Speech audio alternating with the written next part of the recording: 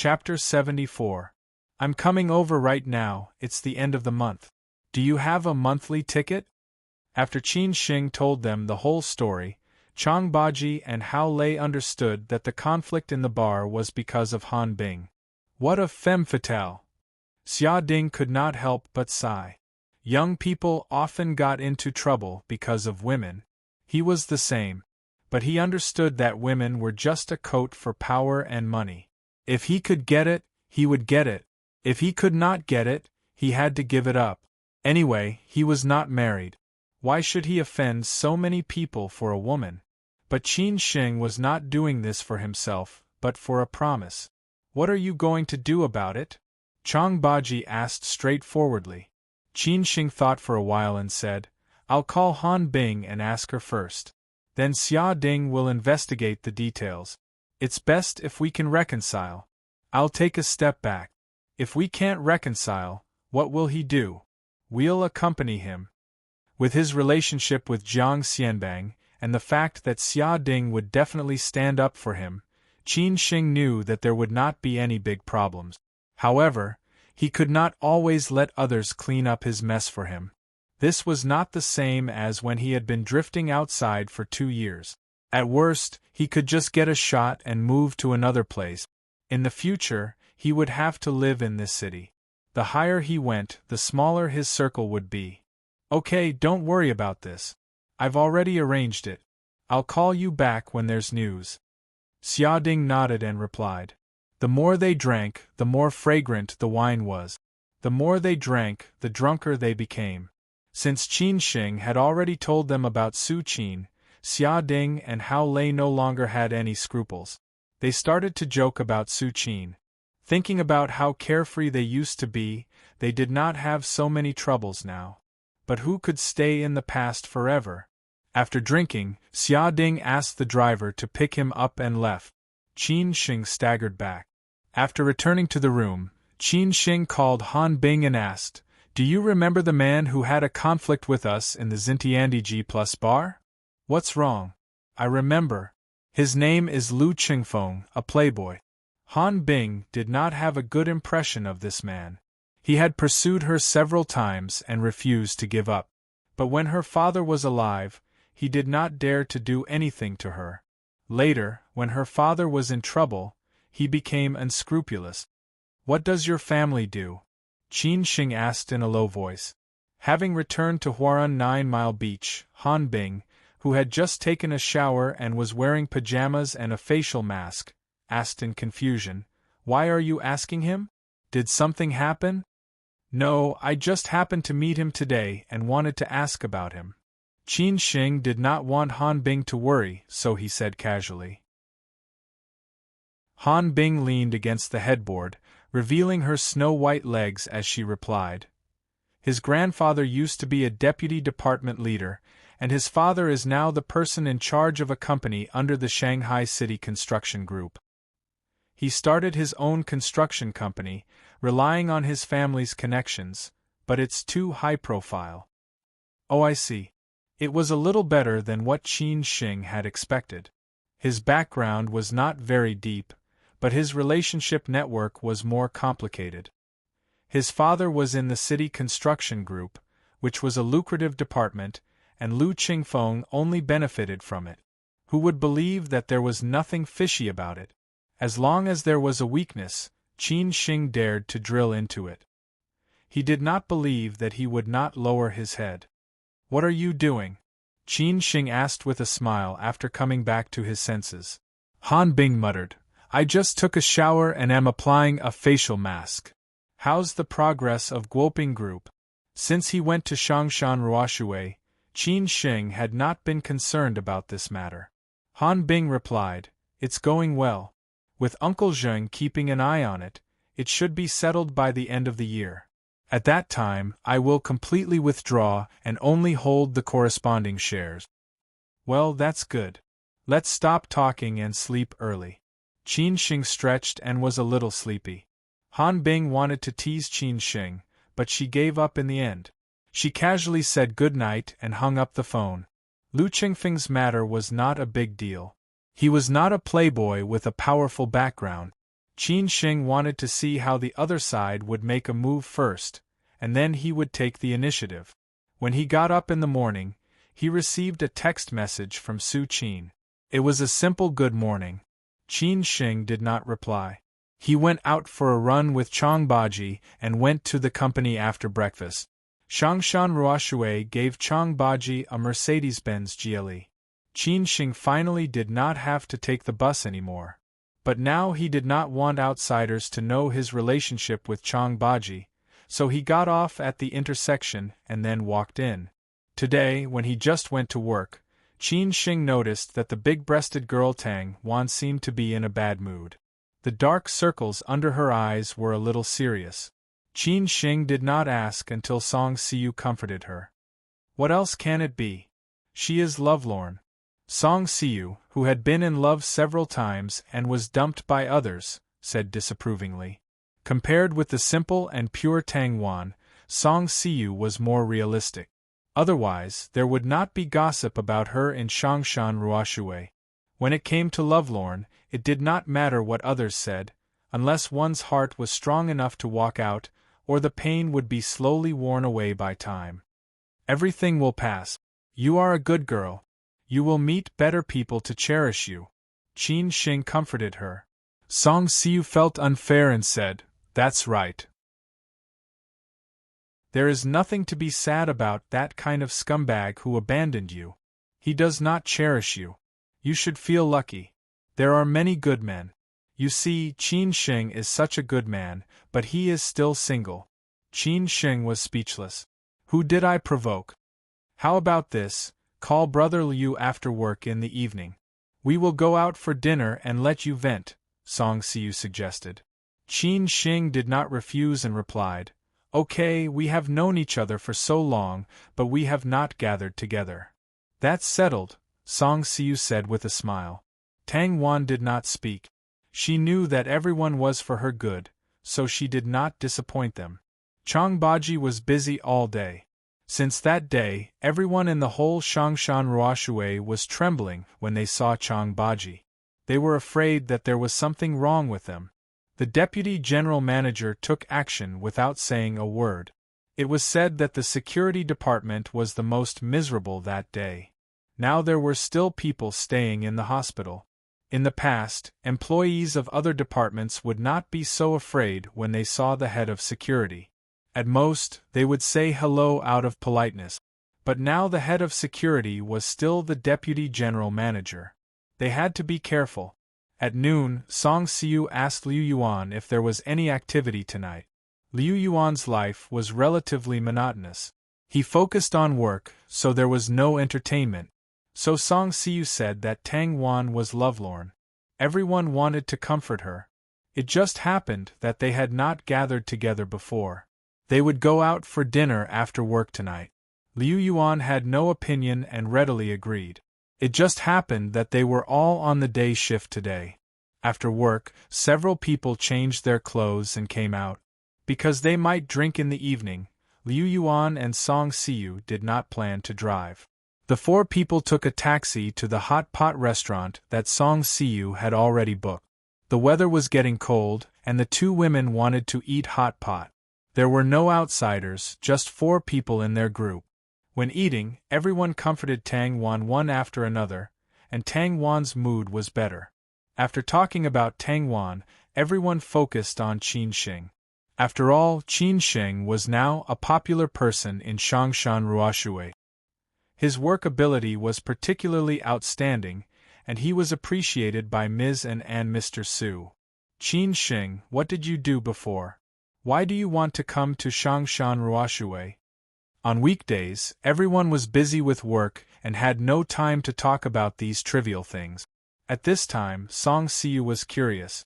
Qin Shing smiled and said, After graduating from college, I went out to be a backpacker for 2 years. I returned to Shanghai last month. After being recommended, I came to Shangshan Ruoshui. Oh, you have been a backpacker for 2 years. You have a good life. When did you graduate from college? Song Siu asked. The minimum requirement for Shangshan Ruoshui was a bachelor's degree. She came from the China Academy of Fine Arts. Tang Wan graduated from Jiangsu Normal University. Because her boyfriend stayed in Shanghai, she came to Shanghai to work. Fudan, Qin Xing did not hide and said casually. Liu Yuan knew about this, but he always felt that it was a waste of talent for a graduate from Fudan to come to Changshan Ruoshui. He did not know what Qin Xing thought. My God, you actually graduated from Fudan. Then you are the best in our reception department, Song Siu exclaimed. Tang Wan next to her was also surprised. It's nothing. Aren't we all working together now? Qin Xing chuckled. Song Siu pouted and said, That's also true. No matter what university I graduated from, as long as I can make money. But there are also differences. You see, you are smarter. You can learn everything at once. No wonder it only took half a month to become a regular employee. Tang Wan and I were not as easy as you before. We just look beautiful. Where is your face? Qin Xing said with a look of contempt. Song Siu smiled charmingly and said, Am I not beautiful? You tell me, have you ever secretly fantasized about me? Qin Xing was too lazy to pay attention to her. He picked up the wine glass and drank with Brother Liu. After dinner, it was still early. It was only 8 o'clock. Tang Wan said she wanted to drink. Song Siu took the lead to agree. But she told Qin Xing and Liu Yuan that they were not good at drinking. If they drank too much, they would be responsible for sending them back. But don't take advantage of them. Qin Xing and Liu Yuan were speechless. They were not such people unless they wanted to ruin their reputation. But it was not guaranteed that Song Siu would take the initiative to seduce them. This place was the closest to the young bar. Except for Song Siu, who went to the nightclub first, everyone else wanted to go to a quieter bar. So Qin Xing took them to the young bar. Sitting in a position against the wall, the manager saw Qin Xing coming. He came over with a glorious face and said, Hey, buddy, I haven't seen you for a long time. This is the manager of the bar, Brother Kong. Qin Xing introduced each other. These are my colleagues. After greeting each other, Brother Kong smiled and said, The arrival of the two great beauties brings glory to our bar. So, you can order whatever you want to drink. I will give you a bottle of red wine first. Hearing that Brother Kong was so generous, Song Siu was even more excited. She almost took the initiative to kiss him. After a few words, Kong Zi left. He ran directly to the back and dialed the boss's phone. Soon the phone was connected. Kong Zi directly reported, Boss Su, Qin Xing is here. Chapter 75.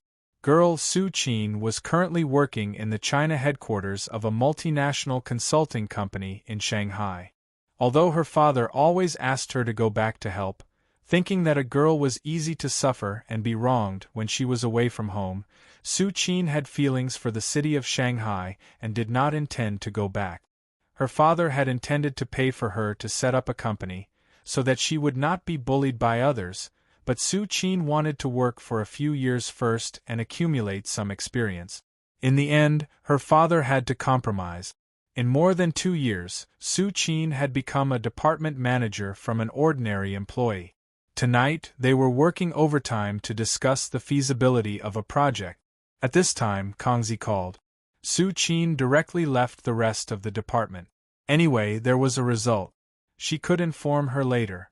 In the young bar, Qin Xing accompanied Tang Wan and Song Siu, still drinking and chatting. The topic had turned to Liu Yuan. Qin Xing never asked about Liu Yuan's private life. He could not help but ask, Brother Liu, are you not married yet? I don't even have a girlfriend. Who will I marry?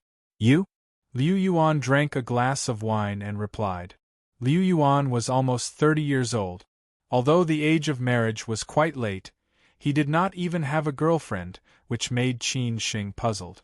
After all, Liu Yuan had a car and a house in Shanghai. His salary was in the top 5 in the reception department. It was easy to find a girlfriend. It seems that you are also a man with a story, Qin Xing smiled bitterly. Song Siu gossiped at this time. Do you know why Brother Liu did not become a deputy manager with his qualifications and strength? Do you know why Wang Haichao does not like Brother Liu? I don't know, Qin Xing said curiously. Song Siu cleared her throat and began to say slowly, Brother Liu had a girlfriend in college. Later, both of them stayed in Shanghai to work. They said that they would get married after a few years of work, but they were too busy with their work. His girlfriend often went on a business trip. Finally, they couldn't break up. After breaking up, Brother Liu came to Shangshan Ruoshui and never fell in love again. He put his work first and was valued by managers Su and sister, and Shangshan Ruoshui has a clear rule that most companies have the same rule. That is, internal relationships are not allowed. 2 years ago, a new batch of receptionists was recruited. Brother Liu was in charge of 2 of them, who knew that they had feelings for each other and secretly got together.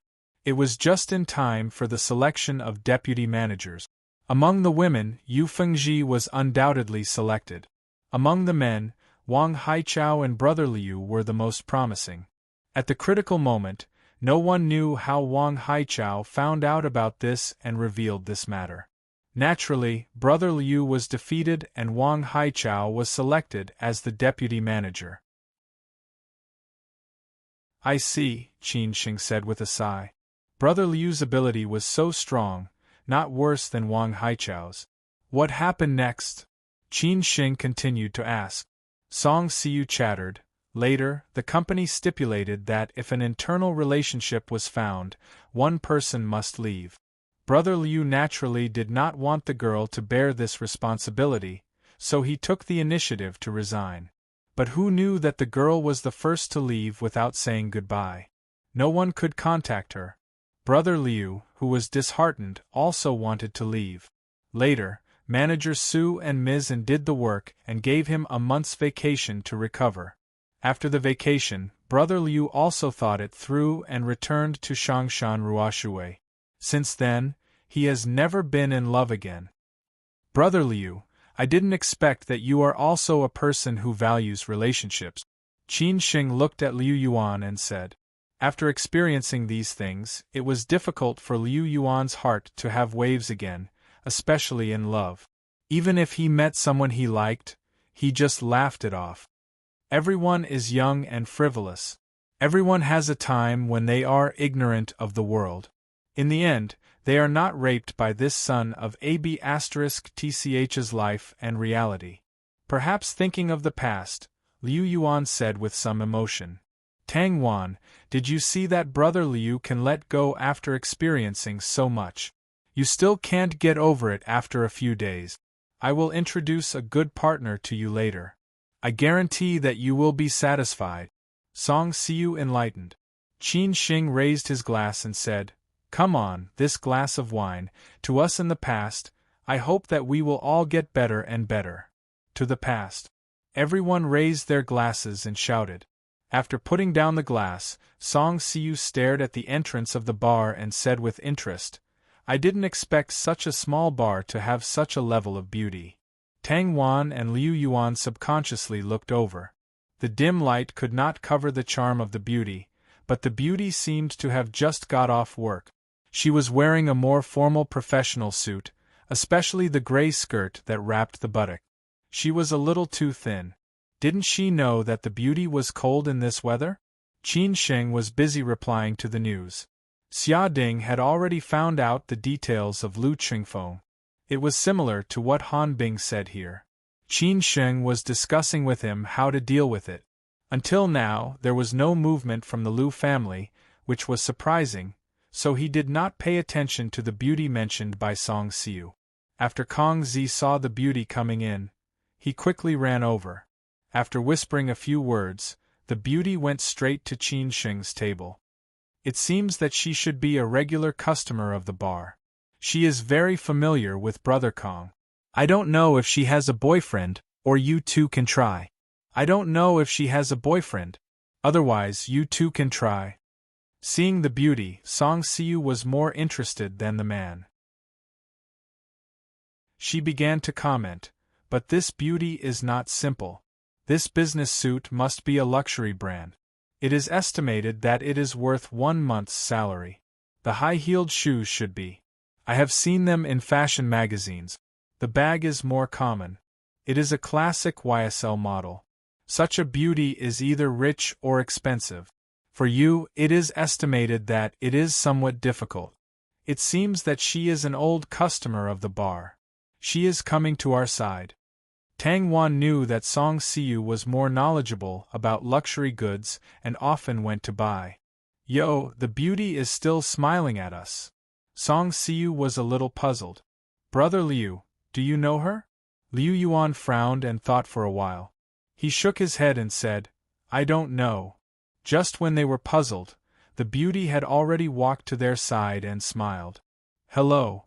After that, she sat directly next to Qin Xing. Whether it was Song Siu, Tang Wan or Liu Yuan, they were all dumbfounded. Just when Song Siu was about to ask if they knew each other, Qin Xing turned to look at the beauty at this time. The beauty stared at Qin Xing and smiled. At the same time, she blinked her eyes as if saying that she was very surprised. How do you? Qin Xing was stunned for a moment and asked with a surprised face.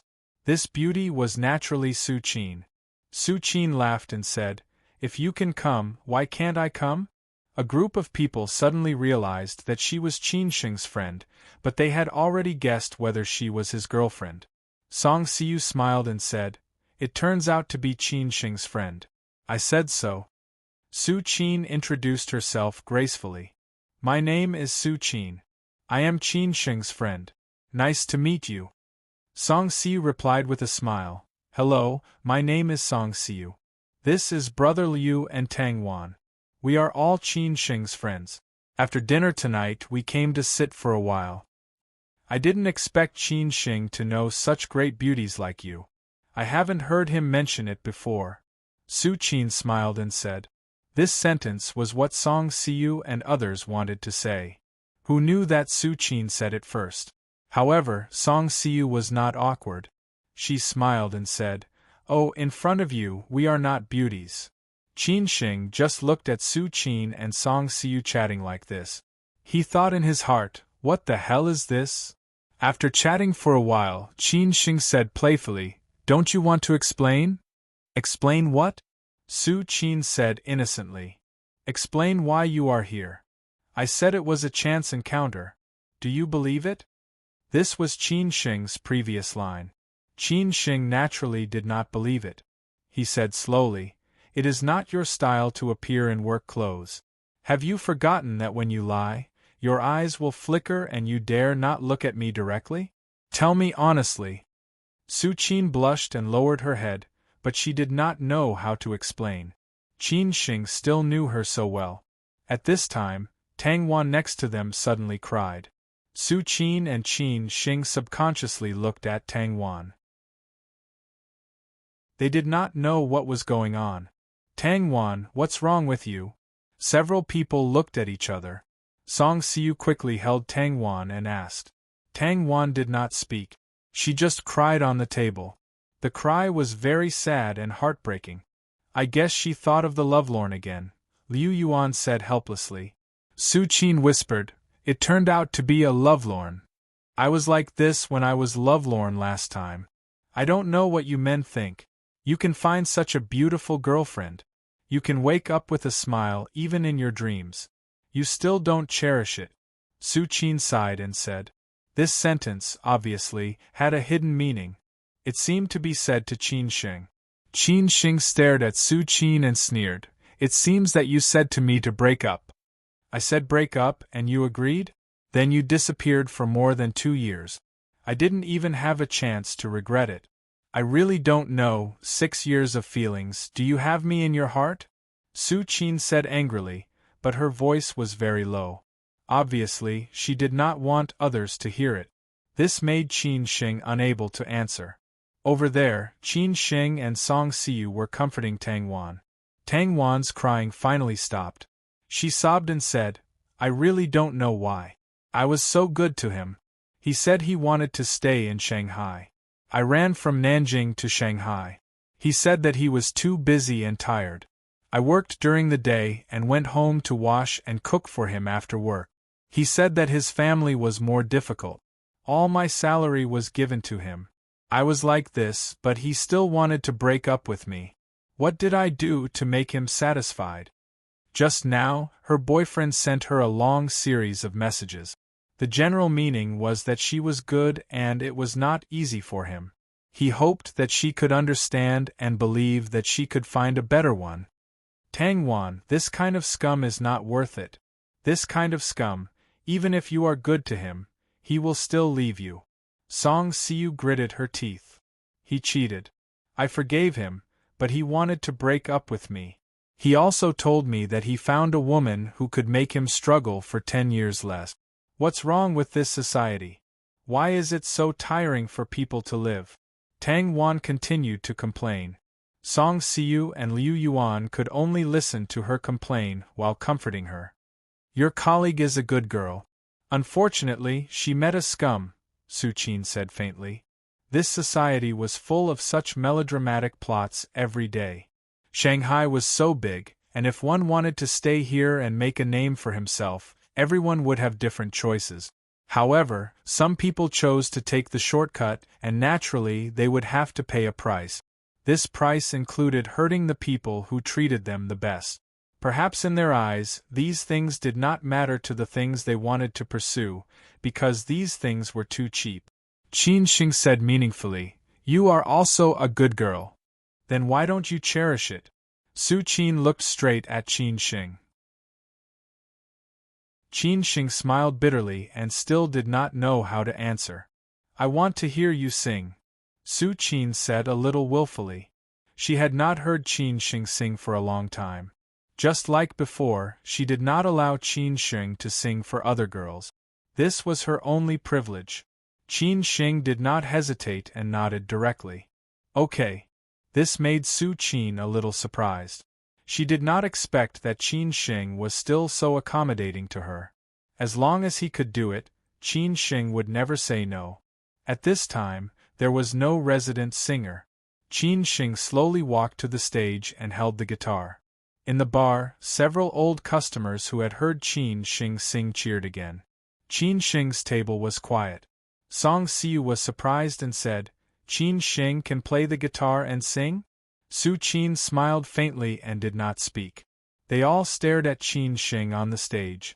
Qin Xing, who was holding a guitar, seemed to be exuding a special charm. This reminded Su Qin of the time when she was in high school. Under the sun, on the playground, she lay on the lawn, and Qin Xing, who was holding a guitar, sang a love song to her. A faint melody sounded. This time, Qin Xing did not announce the name of the song, but directly sang. "The girl in my memory, standing in the street after the rain, holding the flower oil paper umbrella, reflecting the handsome appearance in the water." Her heart was hesitant, her voice was helpless and desolate. The person waiting for her was far away, but never walked into her heart. "I say, girl, wipe the tears on your face. That young man is not worth your heartbreak. Girl, look at the sunny after the rain around you, and the rainbow, just hanging in the sky. And the rainbow, just hanging in the sky."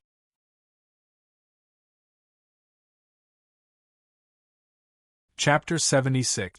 Walk around, asking for monthly tickets. Yesterday's song was called Auntie Lychee, but I prefer to call her Miss Lychee.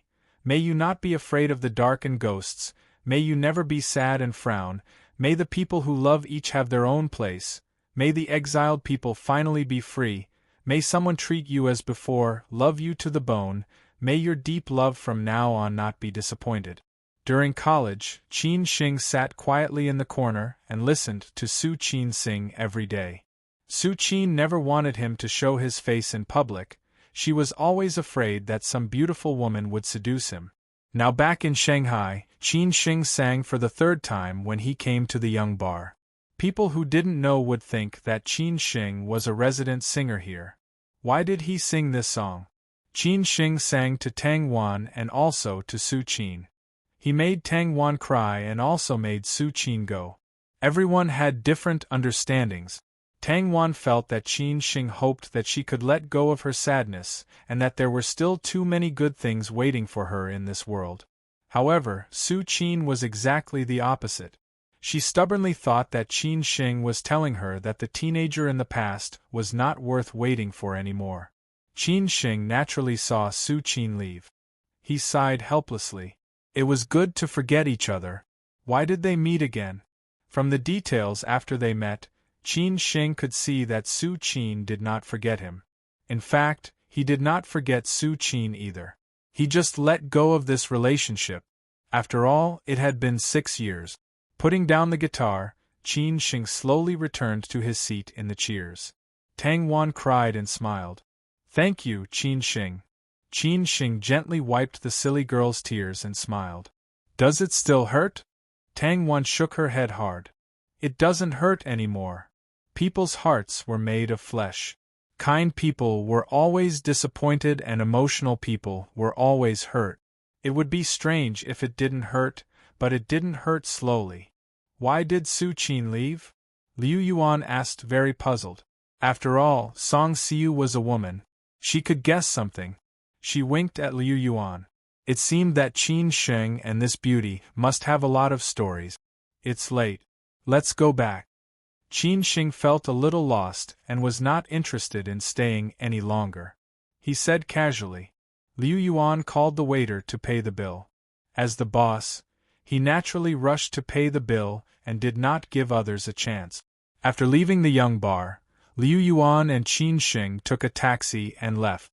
Song Siu took Tang Wan back to her home, so that everyone could rest assured that this girl would not do stupid things. Life went on day by day. Qin Sheng tried his best not to think about those trivial things and to enrich himself. The next day at work, Qin Sheng saw Wang Haichao, who had been suspended for a week because of what had happened last time. When Wang Haichao passed by Qin Sheng, he said in a weird tone, "Qin Sheng, you're pretty good. I've seen something new. Let's wait and see." "Thank you for your appreciation, Manager Wang," Qin Sheng said in a neither servile nor overbearing manner. In the afternoon, Ms. Chong Sam Shui Qinyan came over alone. Qin Sheng happened to be in the hall, so he directly brought Ms. Chong Sam to the private room that she frequented. Ms. Chong Sam sent the others away, leaving only Qin Sheng in charge of reception. Nowadays, more and more members specially appointed Qin Sheng to be in charge of reception. Qin Sheng had become a popular person in the reception department, and everyone was envious and jealous. "Miss Shui, would you like some tea or wine?" Qin Sheng asked politely. Shui Qinyan took off her coat and only wore a slim, thin sweater inside. It was going to be December, and the weather was getting colder and colder. However, it was quite warm in Shangshan Ruoshui. Otherwise, those artists would dare to wear stockings and short skirts. "Qin Sheng, I've said that if there are no outsiders in the future, you can call me Sister Shui." Shui Qinyan stared at Qin Sheng and said. Qin Sheng smiled and said, "Sister Shui, would you like some wine or tea? I'm not in a good mood today. Let's drink some wine, Glengsu." Shui Qinyan rubbed her temples and ordered with a headache. Qin Sheng immediately went out to arrange. Not long after, Qin Sheng came in with red wine, and Song Siu brought a fruit platter. Qin Sheng began to sober up, and then poured a glass for Shui Qinyan. "You drink with me too." Shui Qinyan looked up and stared at Qin Sheng and said. Qin Sheng shook his head and said, "Sister Shui, it's not good. You know the rules of Shangshan Ruoshui. We are not allowed to drink during working hours." Shui Qinyan said disapprovingly, "Rules? What are rules?" "Rules are set by people, and they vary from person to person. Besides, the purpose of Shangshan Ruoshui is to meet all the requirements of the members. This is also a rule. What's more, I'm one of the 6 members. If I let you drink, who can do anything to you?" Since Ms. Chong Sam had said so, if Qin Sheng did not drink with her, he would be too sissy. So Qin Sheng showed his dominance and said, "Drink." "That's more like it," Shui Qinyan smiled and said. After Qin Sheng poured himself a glass of wine, the two of them touched each other. Shui Qinyan drank it in one gulp and Qin Sheng followed suit. He felt that it was a waste to drink such a good wine. But to Ms. Chong Sam, this level of wine was nothing. Sister Shui, you are not in a good mood. I'm willing to be a listener. If you need help, you can ask me, Qin Shing said thoughtfully. What can you help me with? Shui Qinyan laughed, but after saying this sentence, she felt that it was too much, and then said, I don't mean anything else. It's just that my matter is a bit complicated. I guess you can't help, just drink with me. Okay, Qin Shing did not ask and said with a smile. Shui Qinyan had nothing to do, so she chatted with Qin Shing. Qin Shing, do you have a girlfriend? I did when I was in college, but then we broke up. I haven't been in a relationship ever since. It shouldn't be. You are so outstanding, it should be easy for you to find a girlfriend. Qin Shing raised his glass and said, Sister Shui, don't make fun of me. I am just a waiter.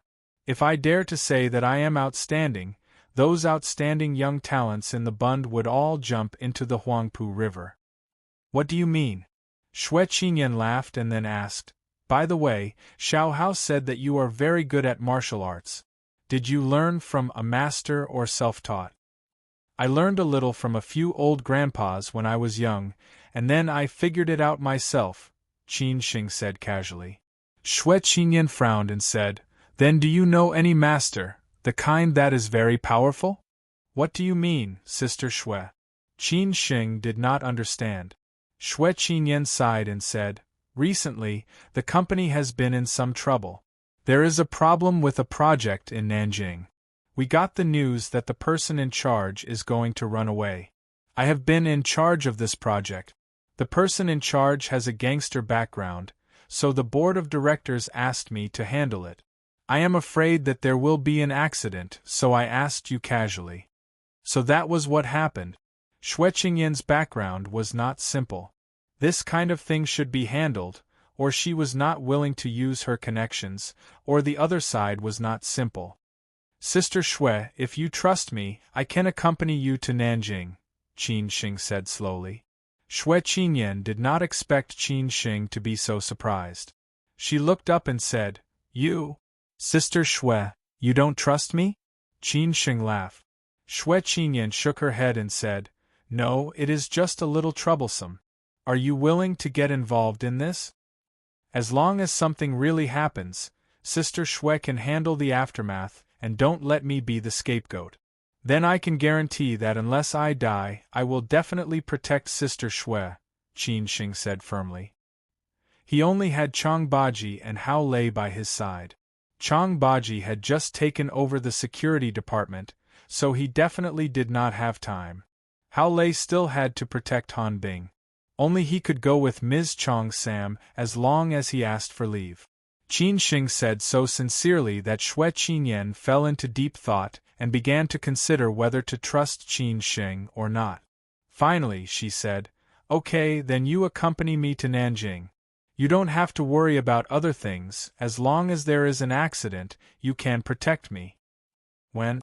Shui Qinyan replied, The night after tomorrow. So this matter was settled. For most people, it was better to avoid trouble than trouble, but Qin Shing had his reasons for jumping into the fire pit.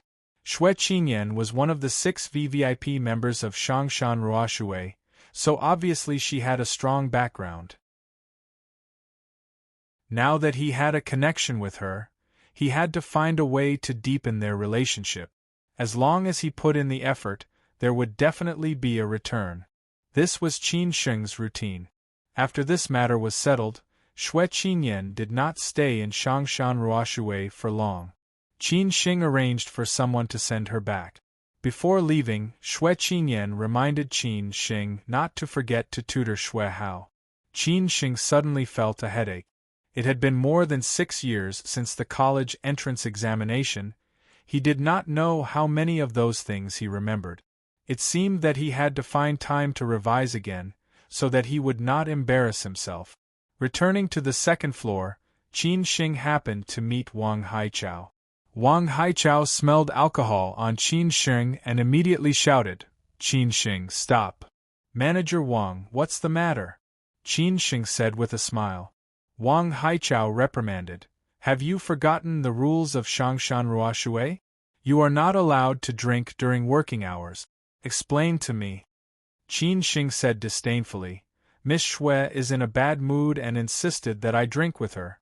I told her about the rules of Shangshan Ruoshui. She said that if you have any problems, you can look for her.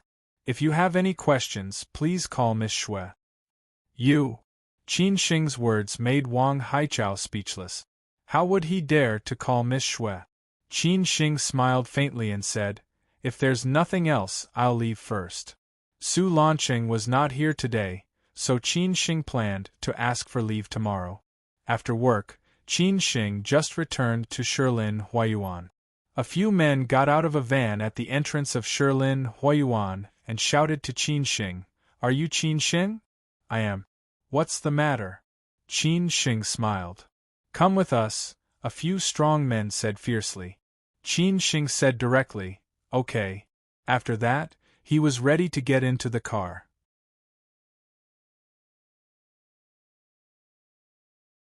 Chapter 77. Can you kill me? A new month begins in March. I will work hard to write. I hope everyone will support me. Please vote for me. Thank you. Qin Shing realized that ever since he returned to Shanghai, he had been in constant trouble. It seemed that it was all because of the Han family.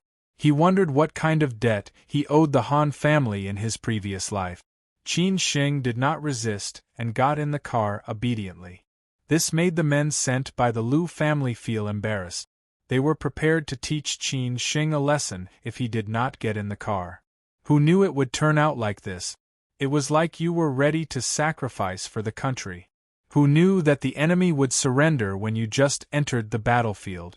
In a Buick GLB, Qin Shing was pushed to the back by two men. One sat in the middle, the other two were the driver and the front passenger. There were 5 people in total, no more and no less. Lu Chengfeng's father, did Lu Jingqing send you? Qin Shing asked calmly after the Buick GL8 started. The strong man beside Qin Shing scolded, Stop talking nonsense and behave yourself. We're just having a chat. Why are you so fierce? Are you trying to scare me? Don't be fooled by your numbers. You can scare ordinary people. You're not good enough to scare me, Qin Shing said with a smile. The burly man took out a dagger and was about to threaten Qin Shing. Qin Shing's expression changed. He grabbed the burly man's wrist at lightning speed, twisted it and pushed it. The dagger was directly pressed against the burly man's neck. There was already a trace of blood. Everyone's expression changed. The strong man begged for mercy. Big brother, let's talk nicely. Don't fight. The man beside him did not dare to act rashly. He was afraid that the man would kill him. Qin Shing was not interested. He held the dagger in his hand and let go of the strong man. Playing with knives? I guess you're not even a beginner, Qin Shing said with a smile as he played with the ordinary dagger. The strong man was sweating profusely. The other men did not dare to be arrogant anymore. They were trembling in fear. We're just having a chat. Where are you from? Look at your figures and accent. You must be from the north. Qin Shing teased them since he had nothing to do. The burly man said in a low voice, We are all from Shandong. Do you have a car or a house? Do you have a girlfriend? How much money can you earn every month? How much did the Lu family pay you for this job? I think it should be at least tens of thousands. The Lu family is not short of money. Qin Shing was like Tang Seng, asking a series of questions. Tang Seng looked at Qin Shing and said, I heard your accent just now, you seem to be from Shandong. The land of Shandong and Shandong is full of outstanding people. How are you doing in Shanghai? Which big brother are you following? The few men were very embarrassed. They really did not know how to reply to Qin Shing. They thought to themselves, Brother, you are our prisoner now. You should at least give us some face. Otherwise, how are we going to survive in the future? Shanghai is big, and there are many rich and powerful people, but they are all afraid of death. We are not. At worst we can just run away, the strong man snorted. Qin Shing said disdainfully, If you are not afraid of death, why did you tremble when I put the knife on your neck just now?" His words made the strong man very embarrassed. He scratched his head and smiled bitterly. "It depends on who it is. Brother, what did you do? How did you provoke Boss Lou? I look stupid, but I am not stupid. From the calmness you showed when you got on the car, I can see that you are not an ordinary person. And when you put the knife on my neck just now, your eyes were very vicious. I know you are a person who can kill, and with your skills, I am not afraid of you. Brother, are you also a gangster?" The strong man and Qin Shing chatted happily, and the man next to him could not help but ask. Qin Shing sighed and said, "What kind of gangster? At such a young age, you don't live a good life. Life will ruin us. People like you who can't go up or down are the most embarrassed. Looks like Big Brother is really an experienced person." That burly man put away his ordinary, frightening face and asked with a smile. Qin Shing curled his lips and said, "Have you killed anyone?" His words stunned the few men again. The strong man shook his head and said, "Brother, I am not afraid of you laughing at me. We have beaten people, hurt people, chopped hands and feet, but we have never killed people. Unless the situation is desperate, who would be willing to kill? In the end, the one who suffers is yourself. Unless you follow a good boss who can protect you, you either have to run away or stay in prison for a few years. You're not stupid. Although it's said that wealth comes from danger, sometimes you have to consider whether you have the life. After wandering from place to place for a long time, you know how happy it is to live an ordinary life." Qin Shing sighed with emotion as if he had experienced it. The man on the left nodded silently and said, "Brother is really experienced. Don't call me brother, I am still young, just call me brother." Qin Shing laughed and scolded. The strong man on the right laughed and said, "Brother, tell me how you provoked the Liu family. I am a hero, and my son is a bastard. Just because you have some stinky money you come out to act tough. I directly beat you into the hospital. As you said, rich and powerful people care about their face, but they are afraid of death. Didn't I pay you to deal with me?" Qin Shing said indignantly. F***ck, so that's what's going on. Brother, I've seen this kind of thing a lot. Rich people are just F***king show-off. They think that they can do whatever they want just because they have money and that they can settle everything with money. It's only Director Liu who has a good relationship with our boss. If it were someone else, I wouldn't do such a thing," the burly man cursed. The man on the other side asked again, "Brother, what are you going to do?" "What can I do? Apologize? After all, Shanghai is a big city. I think he will not make things difficult for me." Qin Shing said casually, "By the way, who is your boss? Do you know Li Jun of Xinghe Industry?" F***ck, brother, you know Li Jun? That's a big shot. How can our boss be compared to Manager Li?" The burly man's face was full of shock. Right now, his admiration for Qin Shing was incomparable. Qin Shing said calmly, "I know him. He invited me to dinner some time ago and wanted me to work for him. Later tell your boss that the matter between me and the Liu family, if you don't want to get into trouble, you should stay away. If you don't want to live, you should find out who I am." After this sentence, no one in the car dared to doubt Qin Shing anymore. They just smoked, chatted and talked. The atmosphere that was supposed to be tense finally turned into such a scene. It was really funny. They had to say that Qin Shing was really good at fooling people. After talking for nearly an hour, the Buick GL8 finally arrived at a tea house in Hongqiao. Several men had already told Qin Shing the address and told him that if he was worried, he could call his friends for help. Qin Shing said that there was no need at all. They chatted happily along the way. In the end, the three men in front also joined in. The whole car was full of people who called Qin Shing brothers. The only thing left was to exchange phone numbers and become sworn brothers. Qin Shing followed them upstairs. Lu Qingfeng's father, Lu Jingqing, was sitting in the largest private room. He crossed his legs and waited for Qin Shing's arrival. The two men on Qin Sheng's left and right brought him in. The rest were waiting outside. The strong man who was closest to Qin Sheng shouted, "Mr. Lu, I have brought him." Lu Jingqing was in his 50s. His hair was long gone and he had a fat face and a big belly. It seemed that many leaders of his age were like him. He held his teacup and asked, "You are Qin Sheng? Isn't that obvious? If I wasn't Qin Sheng, would I have been brought here by you?" Qin Sheng said impatiently. Lu Jingqing stopped drinking his tea. He squinted his eyes and looked up at Qin Sheng. "Young man, it's better to keep a low profile. I think you should say this to your son." Qin Sheng slowly walked forward and sat opposite Lu Jingqing. He picked up his teacup and said, "I really don't know where you get the courage to say this. I really don't know where you, a young man who used to be a driver and is now a waiter, get the courage to say such things." Lu Jingqing sneered. "You're Lu Jingqing, Lu Chengfeng's biological father. You're the boss of a subsidiary company under the City Investment Group. You can be considered a respectable person. Your son must have made a lot of money through your connections. No wonder he's so arrogant now."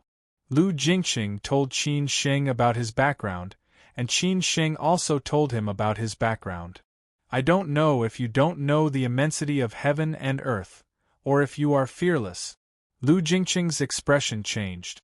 He thought that if he used his connections to bring Qin Sheng here, Qin Sheng would obediently admit defeat. He did not expect Qin Sheng to be so unscrupulous. Qin Sheng poured tea for himself unhurriedly. He sneered and said, "Whether you know it or not depends on your ability. Well, you are just a boss. How powerful can your background be? At most, you are at the divisional level. I have overestimated you." "What exactly is your background?" Lu Jingqing was a little worried. He was afraid that he did not investigate properly. Moreover, most of the information he got was from his son. Qin Sheng narrowed his eyes. "You have already brought me here. What's the point of saying all this nonsense? Let's get straight to the point. I was the one who beat up your son. What do you want?" "What do I want? You beat up my son and sent him to the hospital. Do you think I can take this lying down?" Lu Jingqing slammed the table and shouted. Qin Sheng was not easily frightened. He laughed and said, "Don't make such a big fuss. Who are you trying to scare? Whether you can take this lying down or not depends on whether you have the ability to do so. I really don't know where you get your confidence from." Lu Jingqing stood up and stared at Qin Sheng. Qin Sheng crossed his legs and said with a smile, "Speaking of which, I really don't care about the relationship between the Lu family and you. Speaking of which, I'm all by myself and I've been through a lot of dangerous days. If I really want to go all out, the Lu family will suffer a loss in the end. You don't want to see your son die before you, do you? Besides, is your butt clean? I'll think of a way to dig something out of you. Will it be worth it then? Are you threatening me?" Lu Jingqing was so angry that he was glaring at him. Qin Sheng said calmly, "It's not a threat. It was originally nothing, but your son wanted to create trouble. I can understand that you want to protect your son, but don't treat me like a piece of trash. I just came back to Shanghai and I want to live a normal life. If you don't let me, then fine, you have to pay the price. You say that you are not afraid of anything. Who do you think you are?" Lu Jingqing said disdainfully. He would not be fooled by Qin Sheng. However, Qin Sheng said calmly, "I am not an immortal. Of course there are people and things that I am afraid of. But I am not afraid of the Lu family. If you are not convinced, then let's try." "You are not afraid of death?" Lu Jingqing gritted his teeth.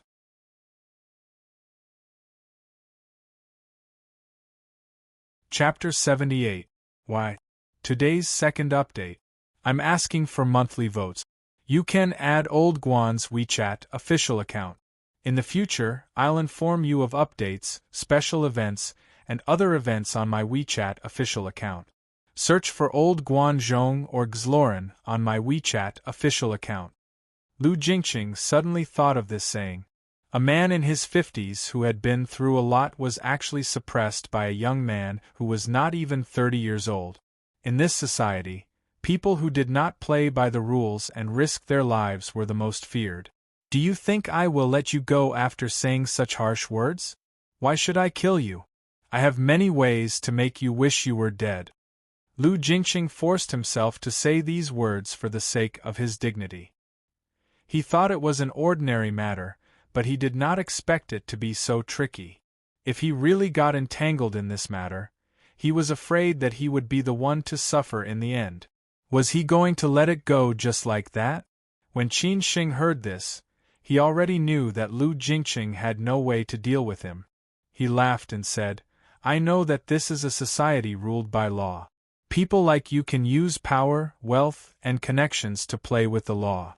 For example, you can accuse me of a crime and send me to jail.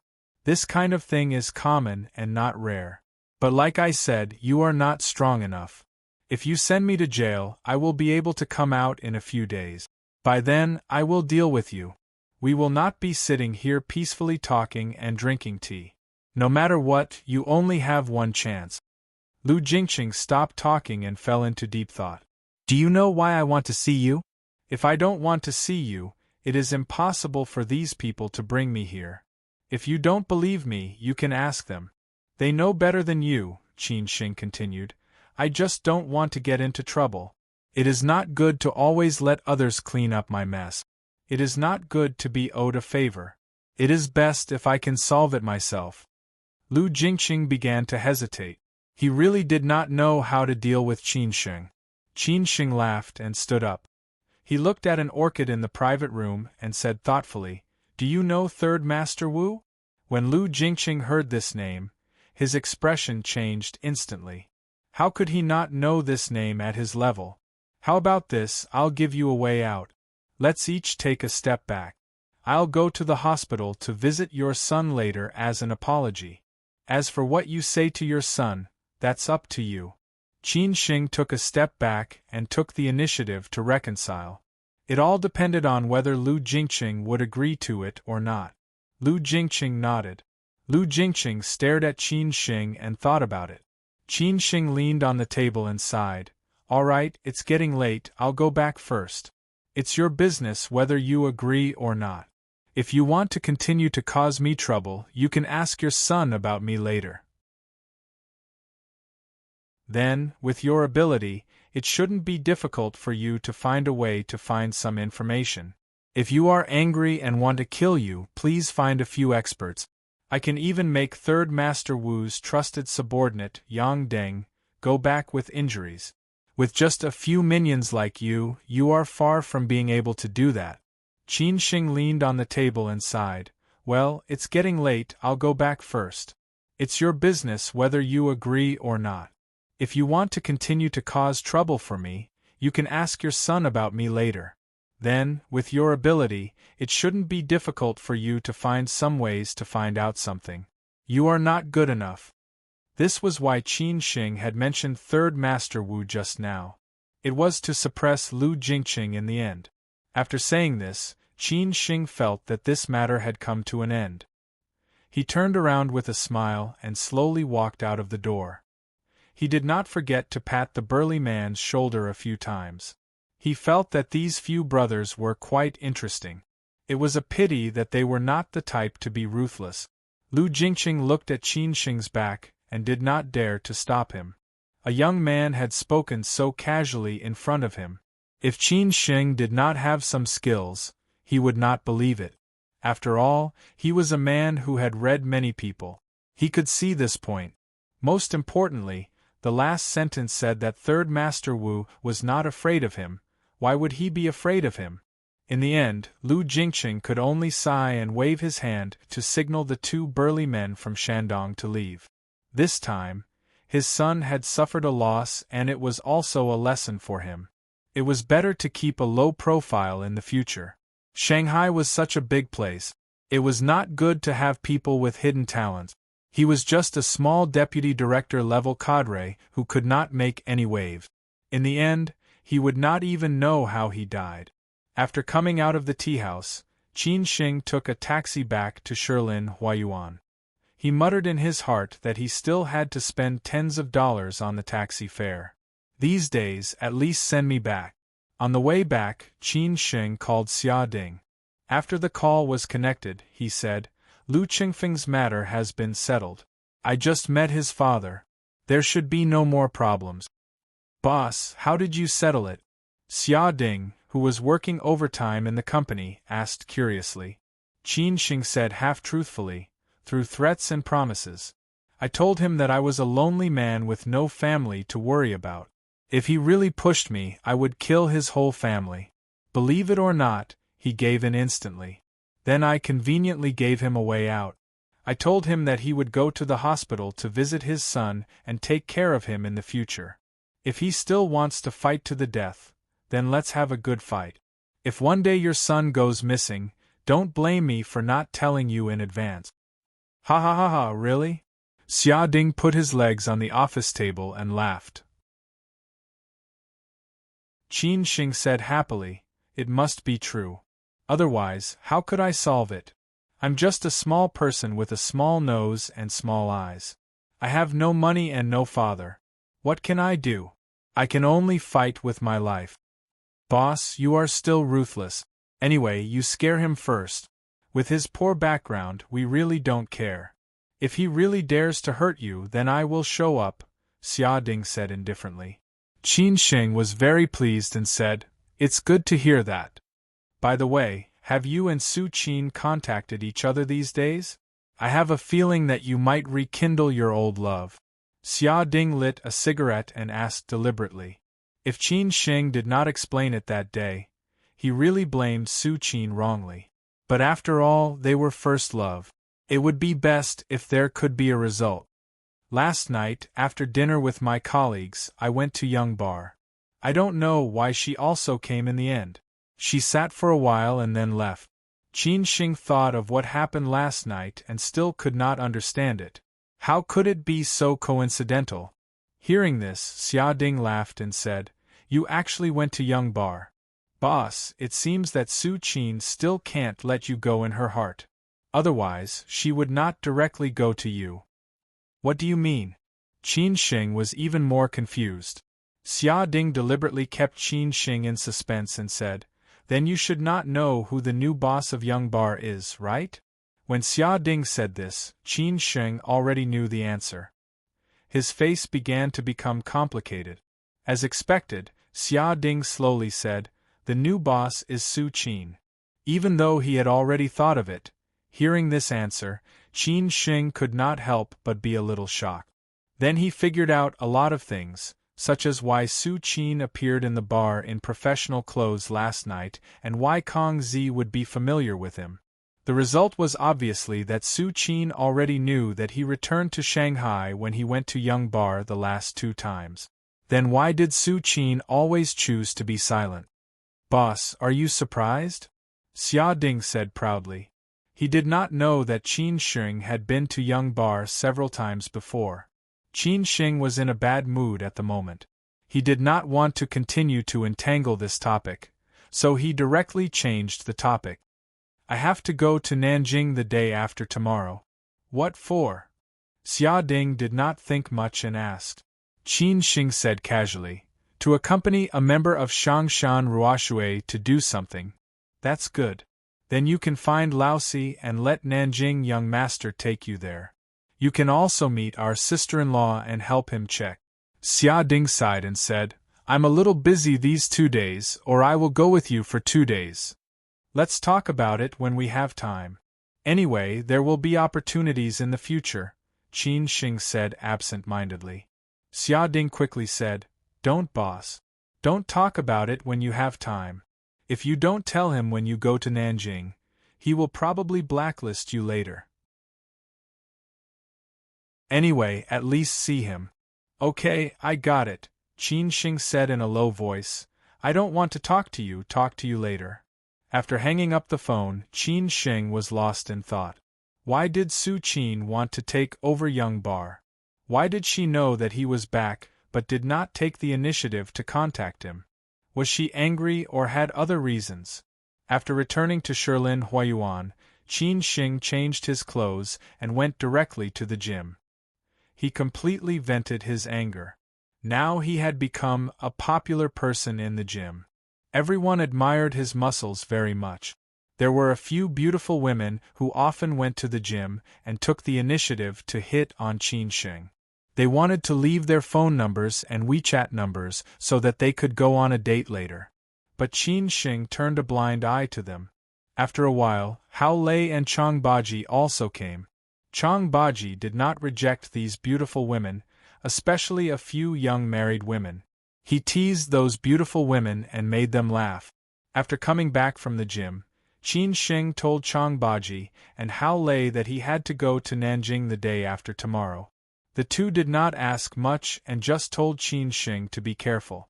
After 2 days of uneventful work, Qin Shing once again asked for leave for Su Lanqing, and Ms. and Su Lanqing was already used to it.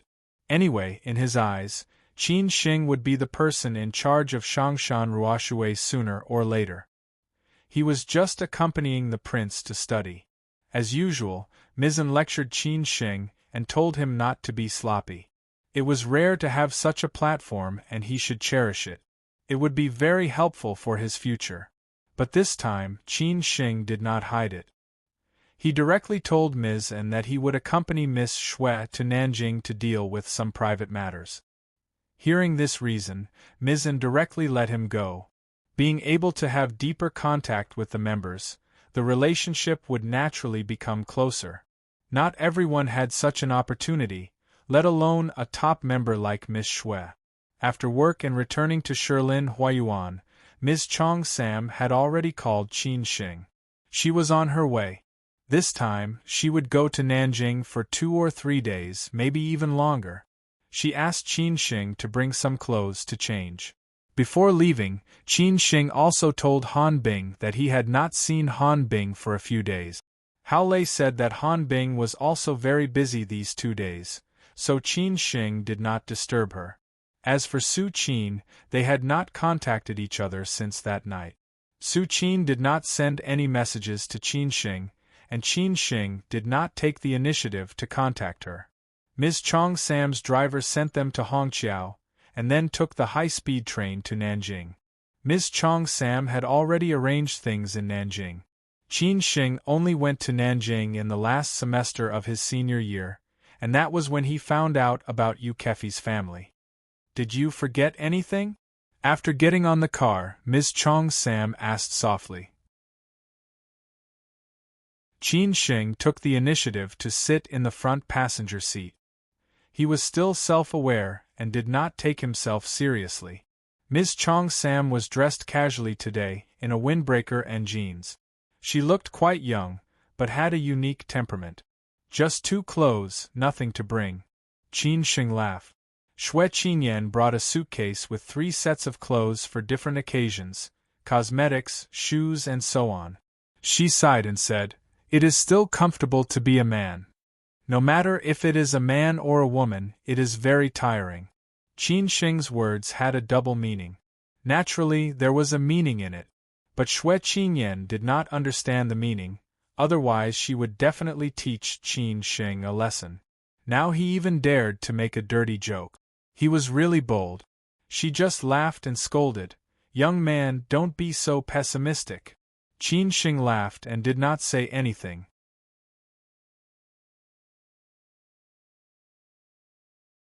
Chapter 79.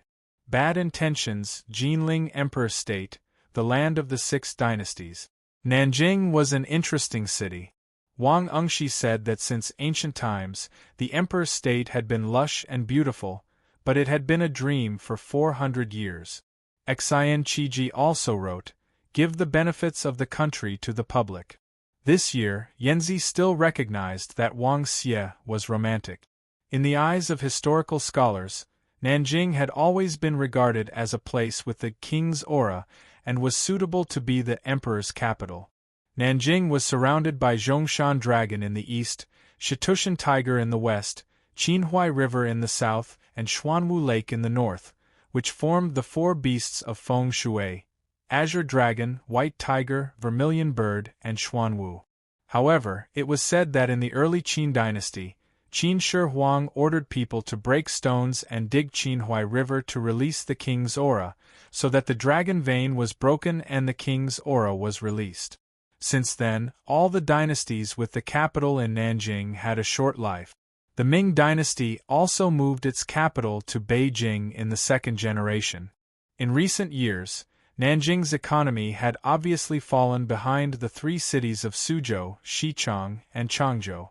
Whether in the cultural or business circles, Nanjing lacked people who could influence the whole country.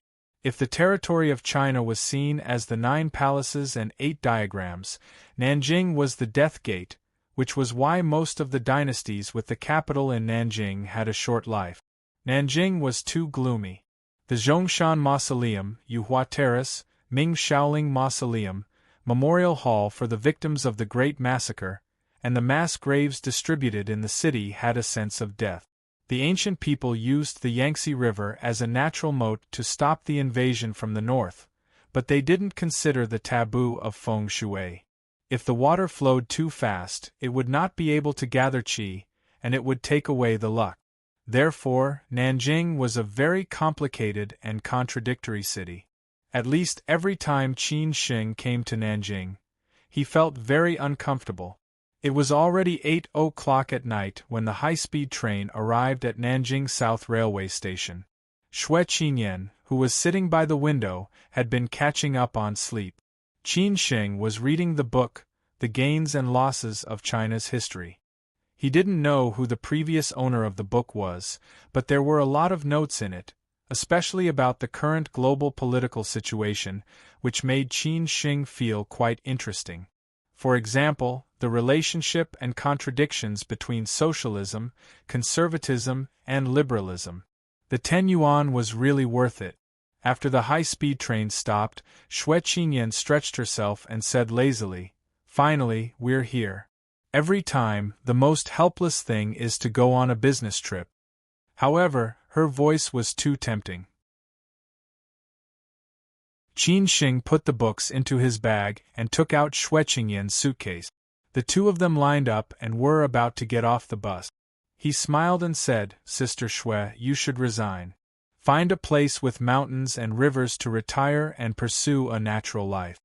Xue Qinyan shook her head and said, "You've even learned to talk back. This is my life, and I'm more used to this kind of life. People are cheap. When they're busy, they'll feel tired. When they're too idle, they're easy to be unreasonable." This was the truth. As long as one was human, there would always be bad habits. You like reading? There were not many young people who liked to read. Firstly, they were too playful. Secondly, they had no time. But usually, the more successful people were, the more they liked to read. It had been like this since ancient times. Some young people liked to read, but many of them were pretending. Xue Qinyan woke up several times and found that Qin Shing was reading very seriously. She also found that there were a lot of notes on it. Obviously, this was not the first time he had read this book. For a book, one had to read it at least 3 times to really understand the author's meaning. So Xue Qinyan knew that Qin Shing was really reading and not pretending. "If you're ugly, you should read more." "I'm ugly, not to mention." Qin Shing smiled a little embarrassedly. Xue Qinyan looked at Qin Shing's profile. In her eyes, Qin Shing was not ugly, nor very handsome. But this young man made people feel comfortable. His eyes were especially clean and easy to make people feel close to. So she smiled and said, "Don't be self-deprecating. Although you're not a little fresh meat, you're still considered good-looking. Anyway, reading more is a good habit. In this way, you can constantly enrich yourself and not be eliminated by the times." They walked and chatted until they reached the exit. Xue Qinyan said that someone had been arranged to pick them up. When they came out, the staff of the Nanjing branch hurriedly greeted them and respectfully said, "Manager Xue." The others also took over the suitcases and bags from Qin Shing's hands. Xue Qinyan casually said, "Let's go." When they were ready to leave, another woman and 2 men came to greet them. They smiled politely to Xue Qinyan and said, "You must be Manager Xue." Manager Du asked us to pick you up. He has been waiting for you at the Jinling Hotel to welcome you. Xue Qingyan's face changed slightly. Only the company's insiders knew that she was coming to Nanjing. How did Du Jiang know? Obviously, there was an undercover inside who revealed her schedule. No, I want to go back to the hotel to rest first. Let's meet directly at your company tomorrow, Xue Qingyan politely refused. The woman was obviously a little embarrassed. The two men behind her showed anger and said, Manager Xue, Manager Du has been waiting for you for a long time. You should give him face. Besides, don't make things difficult for us. If Manager Du doesn't see you, it will be difficult for us to explain. Several people took turns to do it. Xue Qingyan was in a dilemma. If she did not give them face, the next work would definitely not be cooperative. This matter would be very troublesome after all. Xue Qingyan had no choice but to agree. Since Manager Du is so kind, let's go. Hearing this, the other party finally smiled happily. Xue Qingyan had to ask the company's staff to put the luggage back to the hotel first.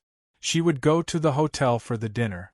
The company sent 2 cars, so Xue Qingyan did not take the other car. Qin Sheng took the initiative to be the driver and took a Passat. Only Xue Qingyan sat in this car. The others were in the other car.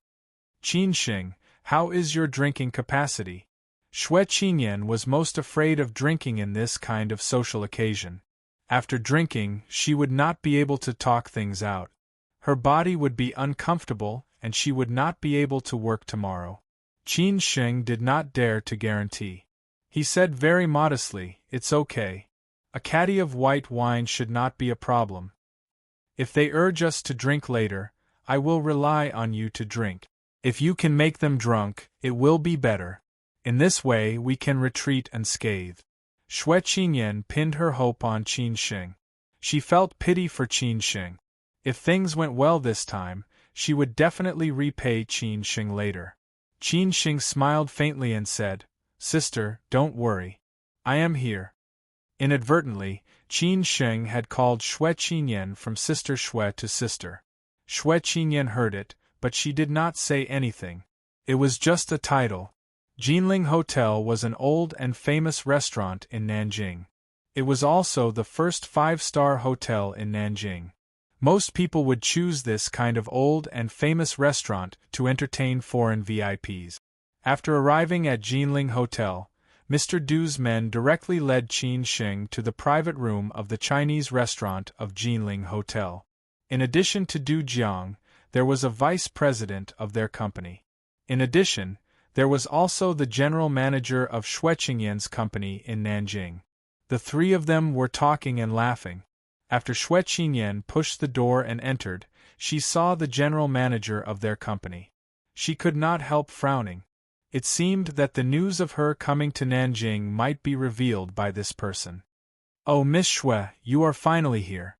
Du Jiang, who had a strong sense of Jianghu, smiled at Qin Sheng. He walked slowly to Xue Qingyan and took the initiative to reach out his hand.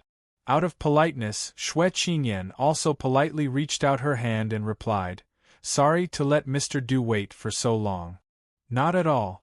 This is what I should do. I wanted to go to the station to pick you up, but I was delayed by something. Miss Xue, I hope you don't mind. Du Jiang held Xue Qingyan's hand tightly and even rubbed it intentionally or unintentionally. He did not intend to let go at all, like an old hooligan. Qin Sheng's face was calm. He looked at Du Jiang up and down. He was either evil or deceitful. No wonder the project of Ms. Chong Sam's company would have problems. This kind of person would definitely not do things down to earth. He was more willing to take shortcuts. Du Jiang did not let go of her hand, which made Xue Qingyan very disgusted. She calmly wanted to pull her hand out. Du Jiang quickly let go of her hand and smiled awkwardly. Come on, Manager Xue, sit down quickly. At this time, the other 2 men also stood up to greet Xue Qingyan. They just shook hands with Xue Qingyan from Du Jiang's company. As for the person in charge of the Nanjing branch, Xue Qinyan said with interest, I didn't expect Mr. Li to be here. Miss Xue, I was going to pick you up, but the company has been too busy recently, so I asked my secretary to do it. Just after the meeting, Mr. Du kept calling and said that he wanted to hold a dinner for you, so I came over. The person in charge was also cunning. He knew that he came without telling Xue Qinyan, which obviously made her very uncomfortable, so he quickly explained. Xue Qinyan smiled very playfully. Oh, I see. Later, Du Jiang was ready to come over, but he was stopped by Qin Xing. Hello, Mr. Du, I am Miss Xue's assistant. Qin Xing also reached out to greet Mr. Du. Du Jiang reached out his hand very perfunctorily. When the two just shook hands, Du Jiang was ready to pull out his hand. He took Xue Qinyan seriously, but he did not put Qin Xing, a small assistant, in his eyes. But who knew that at this time, Qin Xing had already squeezed his hand hard. Du Jiang wanted to pull out his hand, but he could not. On the contrary, Qin Xing secretly squeezed Du Jiang's hand. Du Jiang's hand had been held red, but no one noticed it. Du Jiang looked down at his red hand and then looked up at Qin Xing. His eyes were full of anger, which meant, What do you mean, boy? Qin Xing stared back at Du Jiang with a smile. Just when Du Jiang was about to explode and others were about to notice this side, Qin Xing slowly let go of Du Jiang's hand and sat next to Xue Qinyan with a smile, leaving only Du Jiang who was angry. This was Qin Xing's show of strength, and also a kind reminder. Du Jiang cursed a few times in his heart, but he did not take it seriously. He slowly sat back to his seat and began to order the waiter to serve the dishes. Then he asked, Miss Xue, you are a guest from afar. We welcome you. Let's have a drink? Mr. Du, I still have business to do tomorrow, so I won't drink today. When things are done, let's celebrate. How about it? Xue Qinyan said with a smile. Du Jiang naturally did not agree and said, Hey, how can this be? That's a different thing. Life should be happy. I have heard of Miss Xue's name for a long time. It is said that you are a great beauty. Seeing you today, you really did not let me down. How can we not drink? Xue Qinyan had no choice. Anyway, she knew that they were going to drink. She looked at Qin Xing and finally could only say, Since Mr. Du said so, then drink a little, but not too much. You can rest assured. Du Jiang laughed. Therefore, before the dishes were served, 3 bottles of Maodai had been placed on the table. Du Jiang asked the waiter to quickly distribute the wine. When there was no one on the table and the wine divider was full, Du Jiang directly began to raise his glass.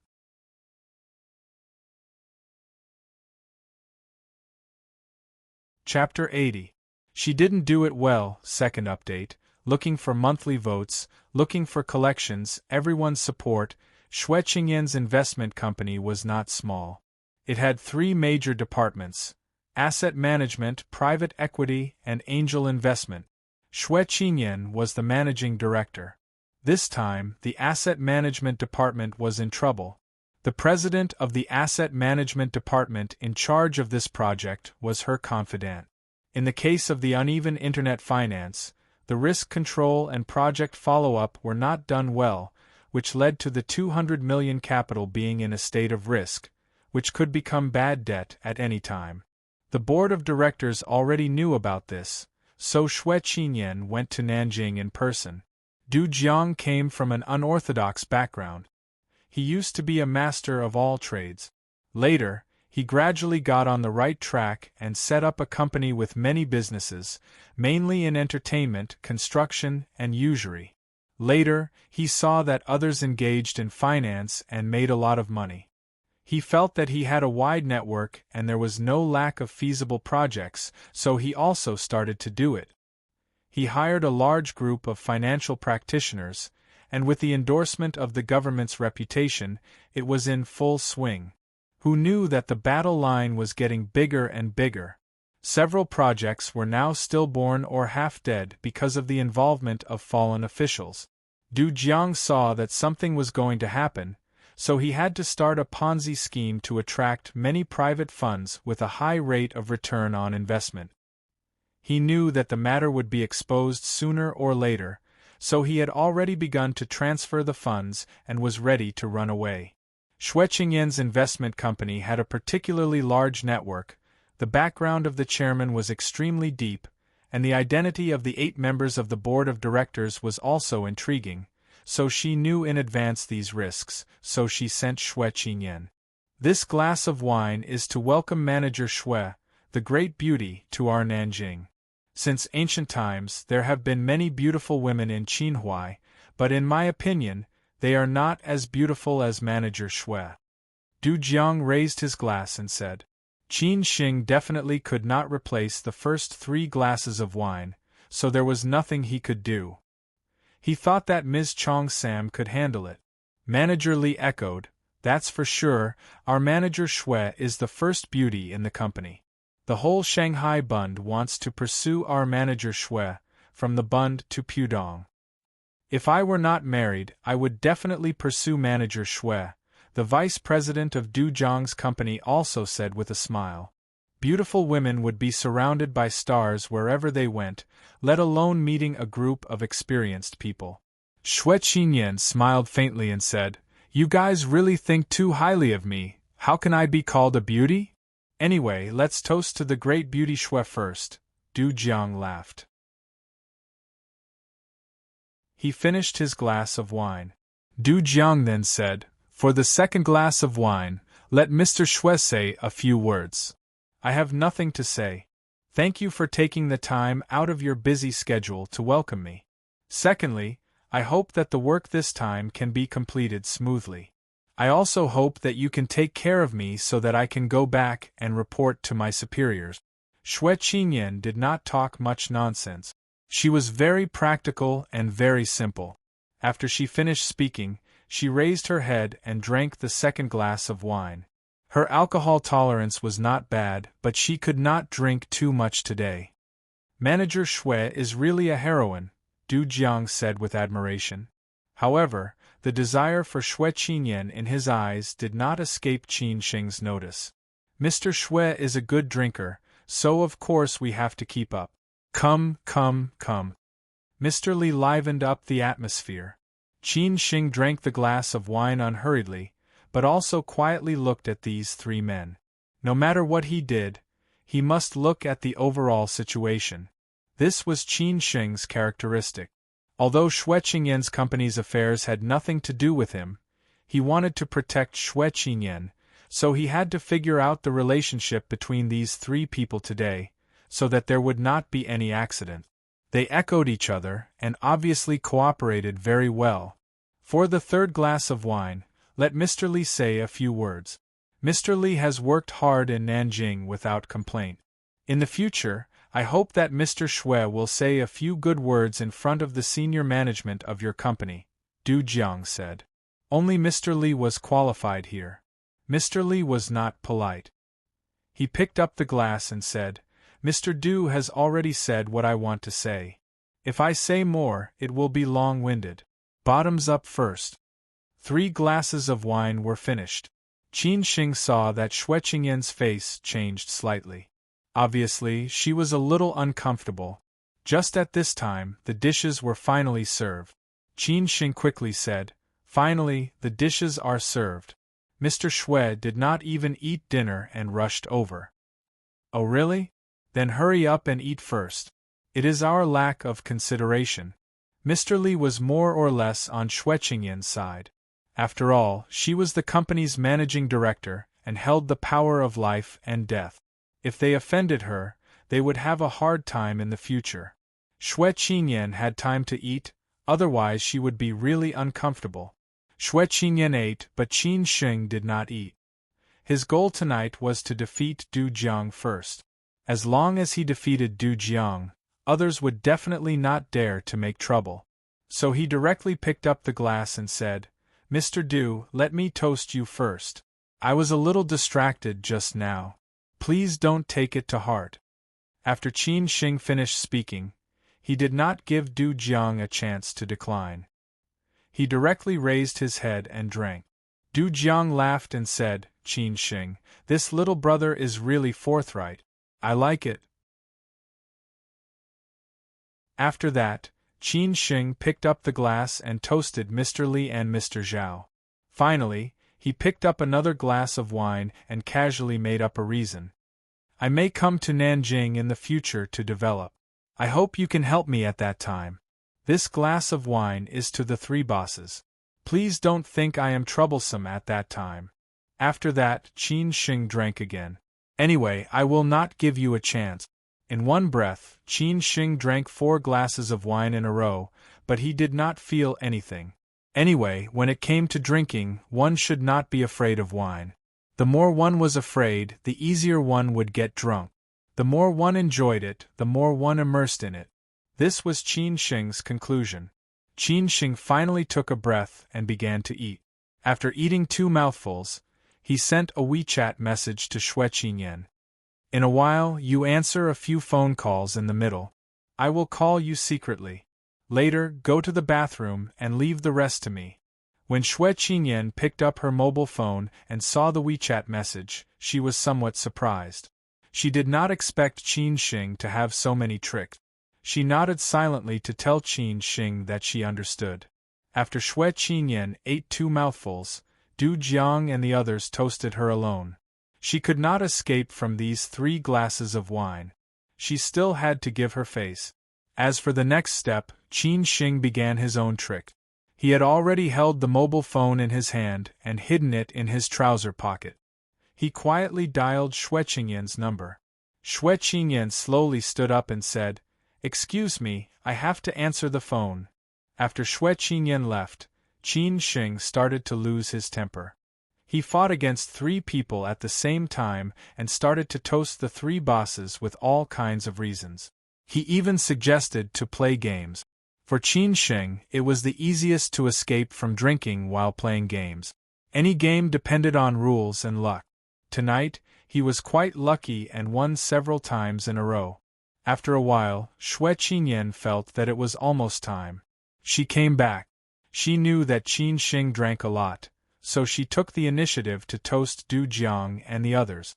They had to give face to Beauty Xue, which could also relieve Qin Shing's pressure. In this way, Xue Qinyan and Qin Shing cooperated several times. In less than an hour, 3 bottles of wine were all drunk. Then Du Jiang asked for 3 more bottles. In the end, Qin Shing tried his best to avoid drinking so that his brain could stay sober. He must not have a blackout. In the end, he got Du Jiang and the other 2 drunk. Among the 3 of them, only Du Jiang could hold his liquor well. The others were all trash with a fighting capacity of 5. Qin Shing and Du Jiang both drank nearly 1 liter. The other 2 had already fainted when they drank more than 1 liter. Xue Qinyan drank less than half a liter. Therefore, Qin Shing successfully completed the task. Du Jiang and the others were sent back by her subordinates. Xue Qinyan also arranged for the company's employees to pick them up and take them back to the hotel. She supported Qin Shing to walk out. Although Qin Shing said that he was fine, Xue Qinyan was still worried. After all, Qin Shing drank so much. Xue Qinyan used to hate men who were drunk, especially when they were drunk. She really could not stand it. Tonight, she did not hate Qin Shing at all. She was more distressed because she knew how uncomfortable it was to drink too much. After all, Qin Shing drank for her. When Xue Qinyan took the initiative to put Qin Shing's arm on her shoulder, Qin Shing's whole body almost leaned on her. At this moment, Qin Shing felt that tonight's drinking was really not in vain. This was the first time he had intimate contact with Ms. Chong Sam. He even unscrupulously sniffed the fragrance of Ms. Chong Sam's hair and muttered to himself, "So fragrant." "What did you say?" Xue Qinyan asked curiously. Qin Shing did not dare to explain. However, he did not dare to be unscrupulous. He tried to stay sober. However, before he took a few steps, the 2 subordinates who came to pick them up arrived. They quickly took Qin Shing from Xue Qinyan's hands. In the car, the 2 subordinates sat in the front. Qin Shing and Xue Qinyan sat in the back. Xue Qinyan told the driver to drive slowly and not to bump, or Qin Shing would definitely vomit. Qin Shing, are you okay? Xue Qinyan asked again. Qin Shing leaned against the window and looked at the night view of Xinjiku. He said casually, Sister, I'm fine. His eyes were a little blurred, but he seemed to be more sober than before. It's all thanks to you tonight. Otherwise, I would be the one drunk. But you're really good at drinking. You can make 3 people drunk. The result of this meal surprised Xue Qinyan. She did not expect Qin Shing to be so powerful. Qin Shing said disapprovingly, It's not that I'm good at drinking, it's that they are too stupid. As if you're so smart. Xue Qinyan laughed. Qin Shing said proudly, I'm very smart. My grandfather told me when I was young that if I were in the ancient times, I would either be a capable minister or a talented general. You're getting more and more excited. I think you really drank too much. Xue Qinyan stared at Qin Shing. Qin Shing sighed and said, It's good to drink too much. Some people can't get drunk even if they want to. Then are you drunk? Xue Qinyan did not understand what Qin Shing meant and asked casually. Qin Shing turned around and stared at Xue Qinyan affectionately. He shook his head firmly and said, No, how can I drink too much? But after he said this, before Xue Qinyan could come back to her senses, Qin Shing felt his stomach churning, and it was about to burst. In order not to let Ms. Chong Sam blacklist him, Qin Shing had to shout, Driver, stop the car, stop the car. The subordinate who was driving was not surprised at all. He knew that Qin Shing might be about to vomit, so he quickly stepped on the brake and stopped the car by the roadside. Before the car stopped, Qin Shing opened the door and rushed out, throwing up unscrupulously.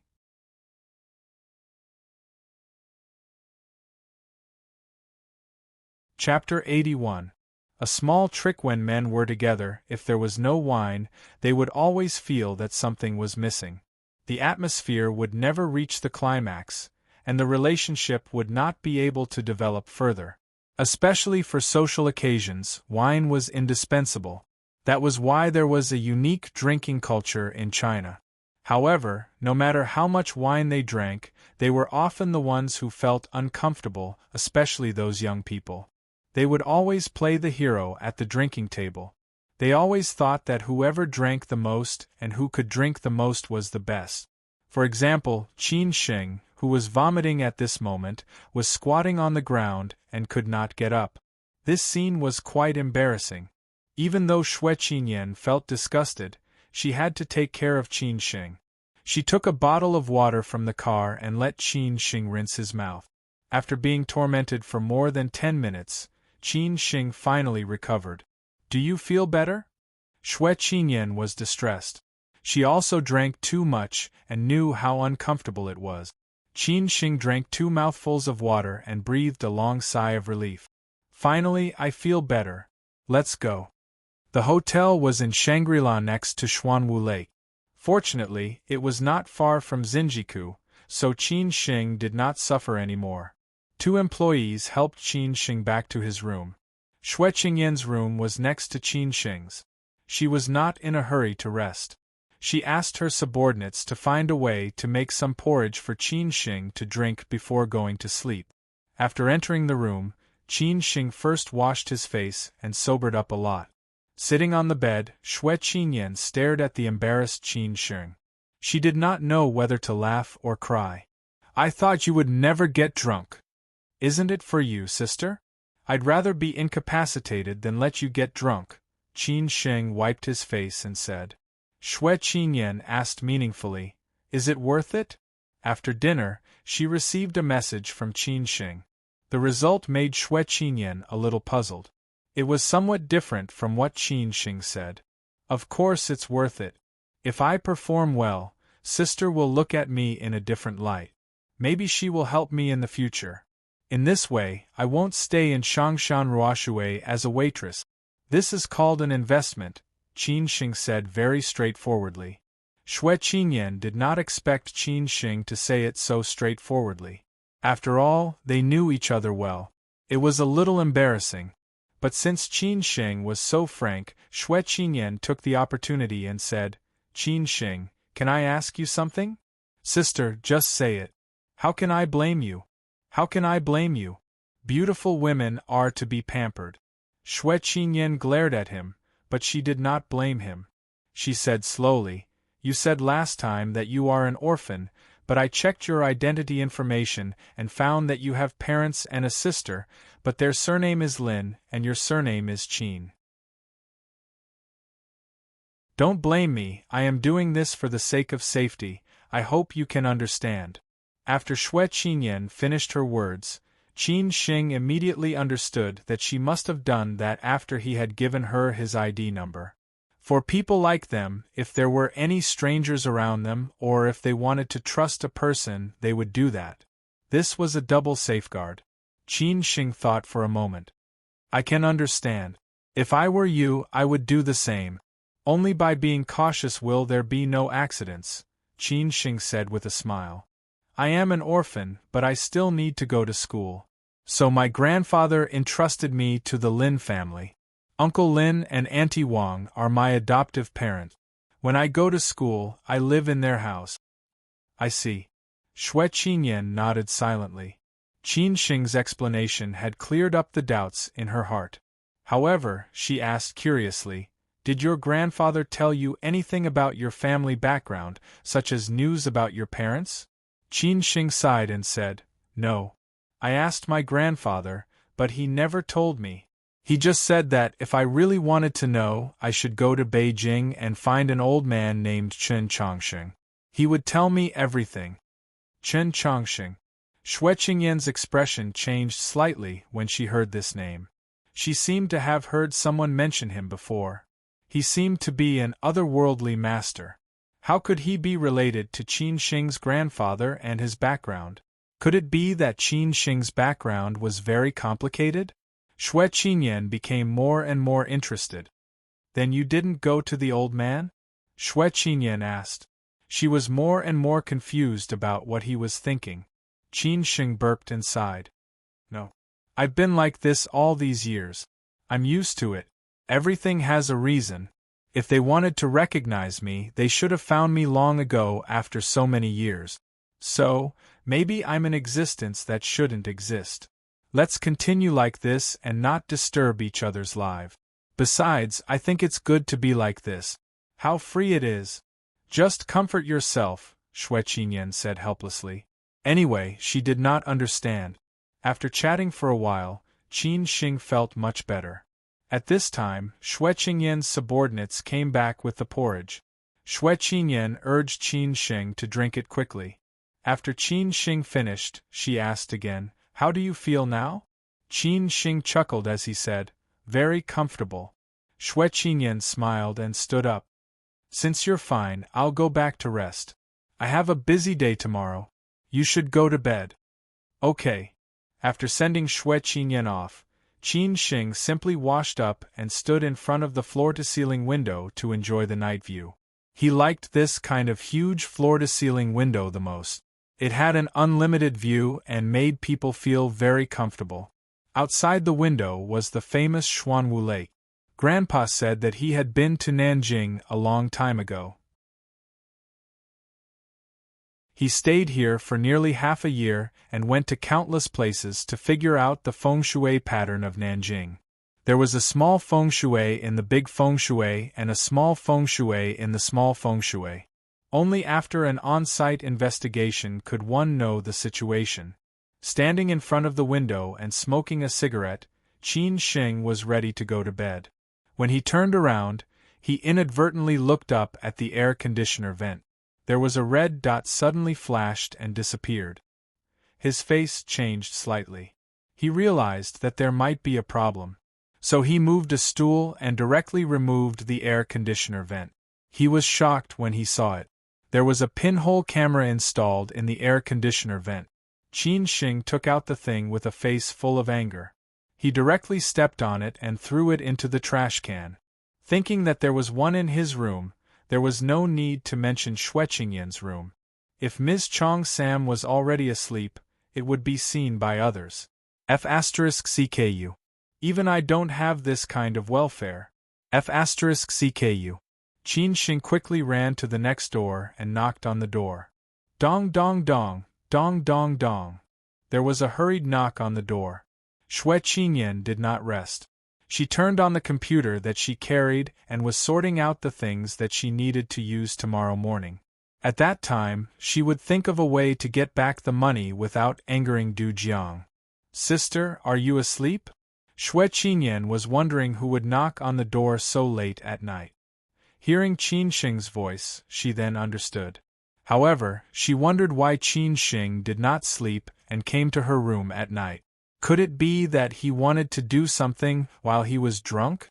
That was a little too bold. What am I thinking? Xue Qinyan did not know whether to laugh or cry. Then she got up and opened the door for Qin Shing. As soon as the door was opened, Qin Shing, who reeked of alcohol, rushed in. This scared Xue Qinyan. If Qin Shing really wanted to do something, with her small arms and legs, she could not resist at all. What's wrong with you? Xue Qinyan frowned. Qin Shing saw that Ms. Chong Sam was still dressed well. Obviously, she did not rest. He was relieved and closed the door. Then he explained, fortunately, you did not sleep, or you would have been seen by others. What do you mean? Xue Qinyan was even more confused. What was going on? Qin Shing almost knocked Xue Qinyan. He hurriedly said, Don't you understand what I mean? There is a pinhole camera in this room. We are all being monitored. What? Xue Qinyan was shocked. Qin Shing did not bother to explain. He directly took a chair and opened the air outlet of the central air conditioner. He removed the pinhole camera from inside and directly threw it on the ground. Xue Qinyan stared at the pinhole camera on the ground. She was stunned and could not speak for a long time. Qin Shing checked the whole room twice from beginning to end. He took out 2 more bugs from the bedside table and under the table. Xue Qinyan was completely speechless. Who opened this room? Qin Shing asked with his eyes narrowed. Xue Qinyan was at a loss. From the Nanjing branch. Damn, there is an undercover in your company. It must have been discussed with Du Jiang. These bastards. Qin Shing scolded. After thinking for a few seconds, Xue Qinyan gritted her teeth and asked, How did you find it? I was lucky. I accidentally saw a red light flashing at the air outlet of the air conditioner. My intuition told me that something was wrong. So I looked at it and found it, Qin Shing explained. Xue Qinyan was really angry this time, but she restrained her emotions and did not get angry. Instead, she directly said, We can't live in this room anymore. Pack up your things and let's change rooms.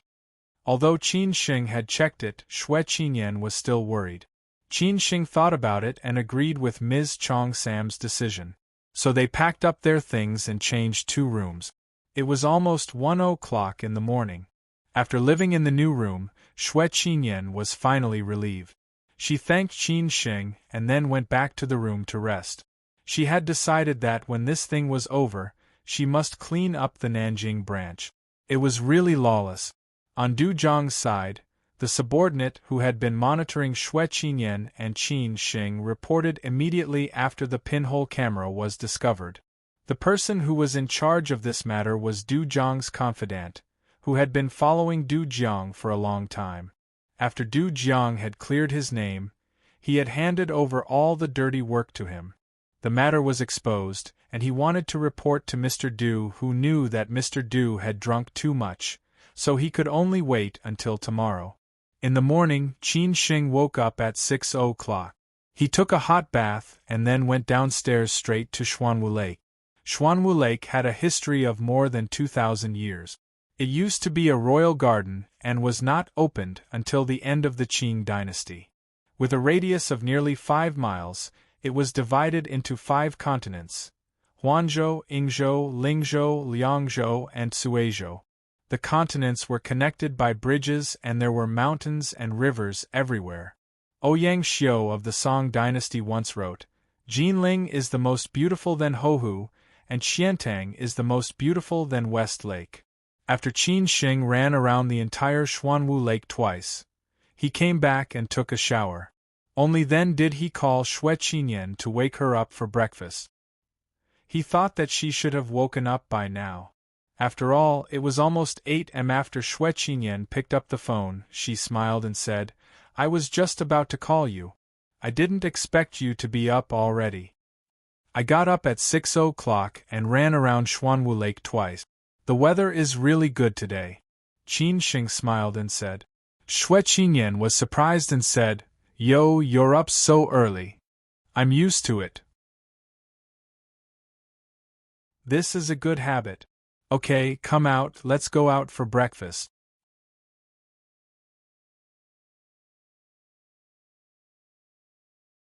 Chapter 82. Getting better and better, late second watch.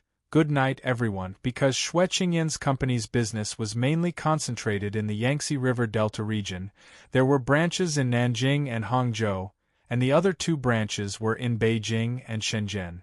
The company in Nanjing was mainly responsible for sales, project follow-up, and finding excellent projects and partners. It had no direct investment management capabilities. The branch was located in Daiji Square in Xinjiku. Today, Xue Qinyan was wearing a clean and elegant professional suit. Her hair was directly coiled up, and with the 5-centimeter high heels, she was completely different from her usual style. She was absolutely like a queen. This was the first time that Qin Shing saw Xue Qinyan with such an aura. When he went out, he was directly stunned. Taking the elevator straight to the floor where the Nanjing company was located, Qin Shing, the bodyguard, was dressed simply. Xue Qinyan did not tell him any requirements for the clothes. When he just got out of the elevator, he saw Mr. Li, who was drunk by Qin Shing last night, waiting with the management of the Nanjing branch. "Hello, Mr. Xue." Everyone bowed their heads and shouted in unison. Xue Qinyan was very dissatisfied with the Nanjing branch, so she whispered, "Hello, everyone, time is pressing, let's go directly to the conference room for the meeting. I hope you don't let me down." Mr. Li's face was a little ugly. This sentence was obviously for him, or maybe it was because he had a guilty conscience. "Mr. Xue, this way please." Mr. Li and Xue Qinyan walked in the front, and the others followed behind. Qin Shing had nothing to do in a short time. Xue Qinyan had already told him that when she had a meeting, Qin Shing would stroll around Xinjiku. Anyway, it was very prosperous here. Daiji Square was a famous luxury square in Nanjing. Qin Shing could buy whatever he wanted, and she would reimburse him. After the meeting, she would call him. Although Ms. Chong Sam said so, Qin Shing was not the kind of person who took advantage of small advantages. Besides, he had no pursuit of these worldly things. Just as Ms. Chong Sam was busy, Qin Shing went out to find a coffee shop and was ready to call Yu Kefi. As Xia Ding said, no matter how busy he was, he had to see him at least once. Otherwise, Yu Kefi would bear a grudge. He had a lot of resentment for losing contact with him for more than 2 years. If he didn't say anything when he came to Nanjing, his friendship would really be over. During the rush hour there were few people in the coffee shop, but there were a lot of queues. Qin Shing was not in a hurry to order. First, he called Yu Kefi. After a few rings, Yu Kefi answered the phone. Drum Tower Square, Greenland Center Zifeng Building. Yu Kefi just arrived at the office. After graduation, he entered the family business step by step. Anyway, it was a matter of time. What's more, his father was old and unable to do many things. He should shoulder the burden of the family. He could not be robbed of the right to speak by those relatives. "Hey boss, what's wrong with you today? You actually called me. Should I buy a few lottery tickets later?" Yu Kefi, who had just asked the secretary to bring the materials over, saw the name displayed on the mobile phone, and was shocked. The last time this caller's name was displayed on the mobile phone, it should be before graduation. You said. Qing. Ding. King Qing, Qing, Ping Qing, Jia Qing, Yu Qing, Yu Qing, Qing, Jia Qing, Fei looking Qing, Yu. Ching ching ching. Ching, ching ching ching. Where, Nanjing? You ching ching you ching ching. Qin Shing smiled and said, Yes, I am in Nanjing. Over there. Yu Kefi was silent for a few seconds and then shouted, What the F***ck, are you kidding me? Otherwise, would I be too lazy to bother with you? Do you need me to send you a location? Qin Shing said disdainfully. Yu Kefi hurriedly stood up and said, Tell me your location, I will come over immediately. You are finally willing to move. Daiji Square. Qin Shing knocked on the table with Morse code and then said, Xia Ding said that he met you and your fiancée in Sanya last time. Do I have the honor to meet you? Well, I'll fulfill your wish. I'll bring her to see you now. I won't talk nonsense with you. I'm in the green center of Drum Tower Square. I'll be there in 15 minutes, Yu Kefi said as he picked up his coat and walked out. After hanging up the phone, Yu Kefi directly pushed away several meetings in the morning and asked the secretary to change all the itinerary for today. Then he called his fiancée and said that the boss had arrived in Nanjing and wanted to see her. Yu Kefi's fiancée was called Lu Yi. The elders of both families knew each other, so they intended to match each other. They had only met a few times before, and there was no deep communication. So they met each other with the purpose of dealing with each other's parents, who knew that they fell in love with each other, plus they were well matched, so they fell in love. Yu Kefi was the kind of person who would be good to others. If others responded, he would be twice as good. Anyway, he would hold his fiancée in his hands. The girl was also a lady, sensible, clever and capable. She always gave Yu Kefi face. In life, the two had a tacit understanding. This relationship was naturally like glue, so they got engaged some time ago and were ready to get married next year. Lu Yi also worked in the family business, so her time was more free, but even if she was busy today, she had to accompany Yu Kefi now. After all, Qin Shing had a deep feeling for Yu Kefi. If it was someone else, he would not make this phone call or ask her if she had time. Lu Yi was obedient to Yu Kefi. Without hesitation, she said that she would come over, which made Yu Kefi quite satisfied. After sending the detailed address to Yu Kefi, Qin Shing took his mobile phone to watch the news. During this period, he chatted with Lin Xin on WeChat. Until he saw Yu Kefi come in with a beautiful woman in a gray windbreaker, Qin Shing slowly got up. Here. Qin Shing got up and waved. Yu Kefi came over with Lu Yi and gave Qin Shing a big hug first. Boss, why didn't you inform me in advance that you were coming to Nanjing? I could have picked you up. I came with a friend to do something. I was afraid that you didn't have time, so I didn't bother you. Qin Shing explained casually. Yu Kefi pretended to be angry. I don't like to hear this. It's hypocritical. No matter how busy I am, as long as you call me, I will rush over immediately. There is absolutely no second words. Ha ha ha, I believe that. To be honest, I can't help it. But when I come to Nanjing, if I don't tell you, it's not justifiable. Qin Shing said truthfully. Yu Kefi said seriously, that's more like it. But if you don't tell me, I don't know. If I know, I will never find you when I go to Shanghai. Look at you being so petty. Qin Shing patted Yu Kefi's shoulder and laughed. After the two greeted each other, Qin Shing looked at Lu Yi, who had been standing next to him, with a smile. His eyes were clean and he looked at her. This should be Lu Yi. She is really a beauty.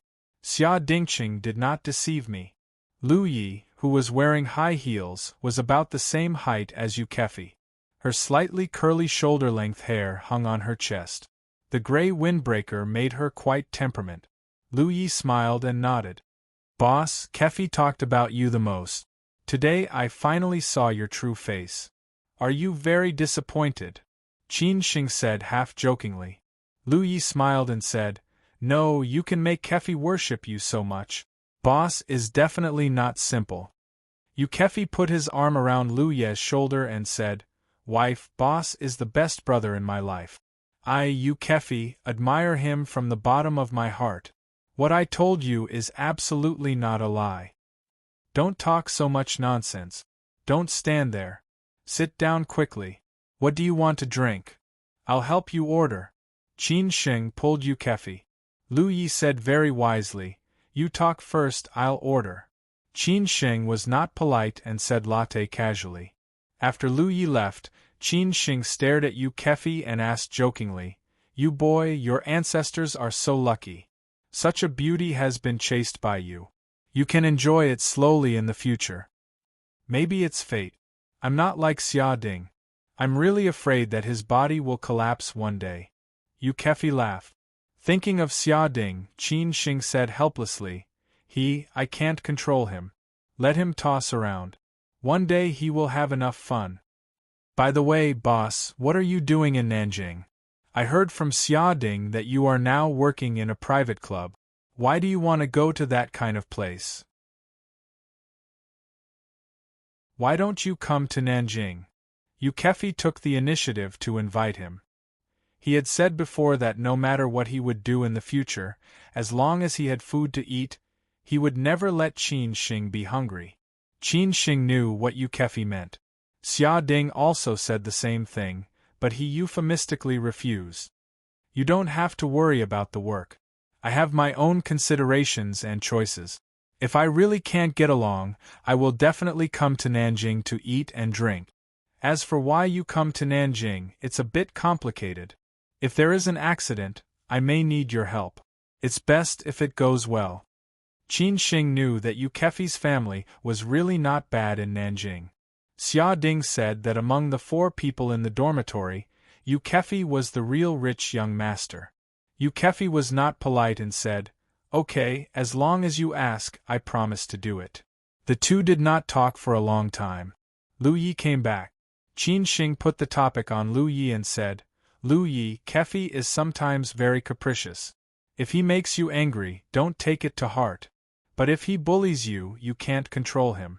Tell me directly, I will teach him a good lesson for you. Kefi is very good to me, Lu Yi said politely.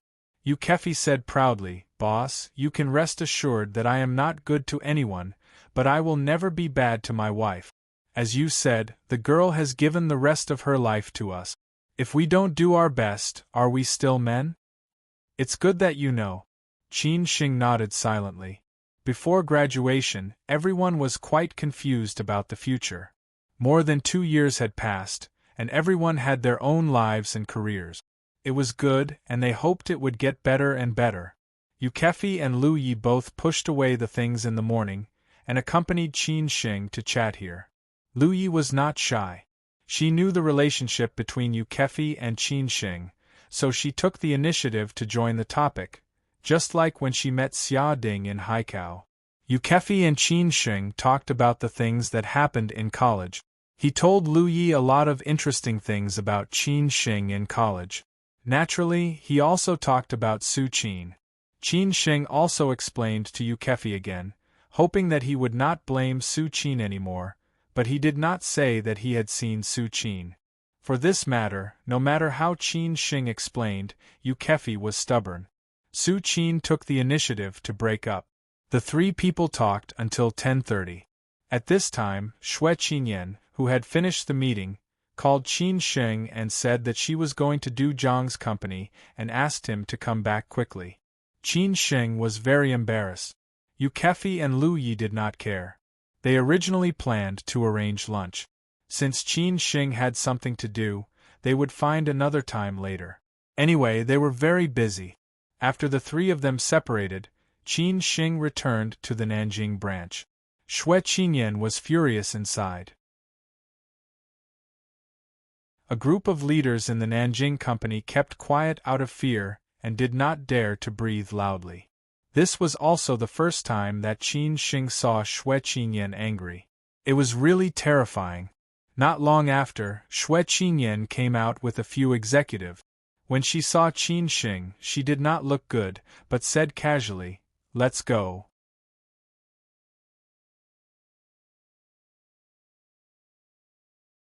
Chapter 83. No Progress. Yesterday I saw a doctor and had a physiotherapy. Today I only have one update. Tomorrow I will resume 2 updates. Please forgive me. Xue Qingyan's face was so ugly that she was the kind of queen who could kill people with her eyes. Her aura made Qin Shing a little afraid. Obviously, the result of the morning meeting was not satisfactory.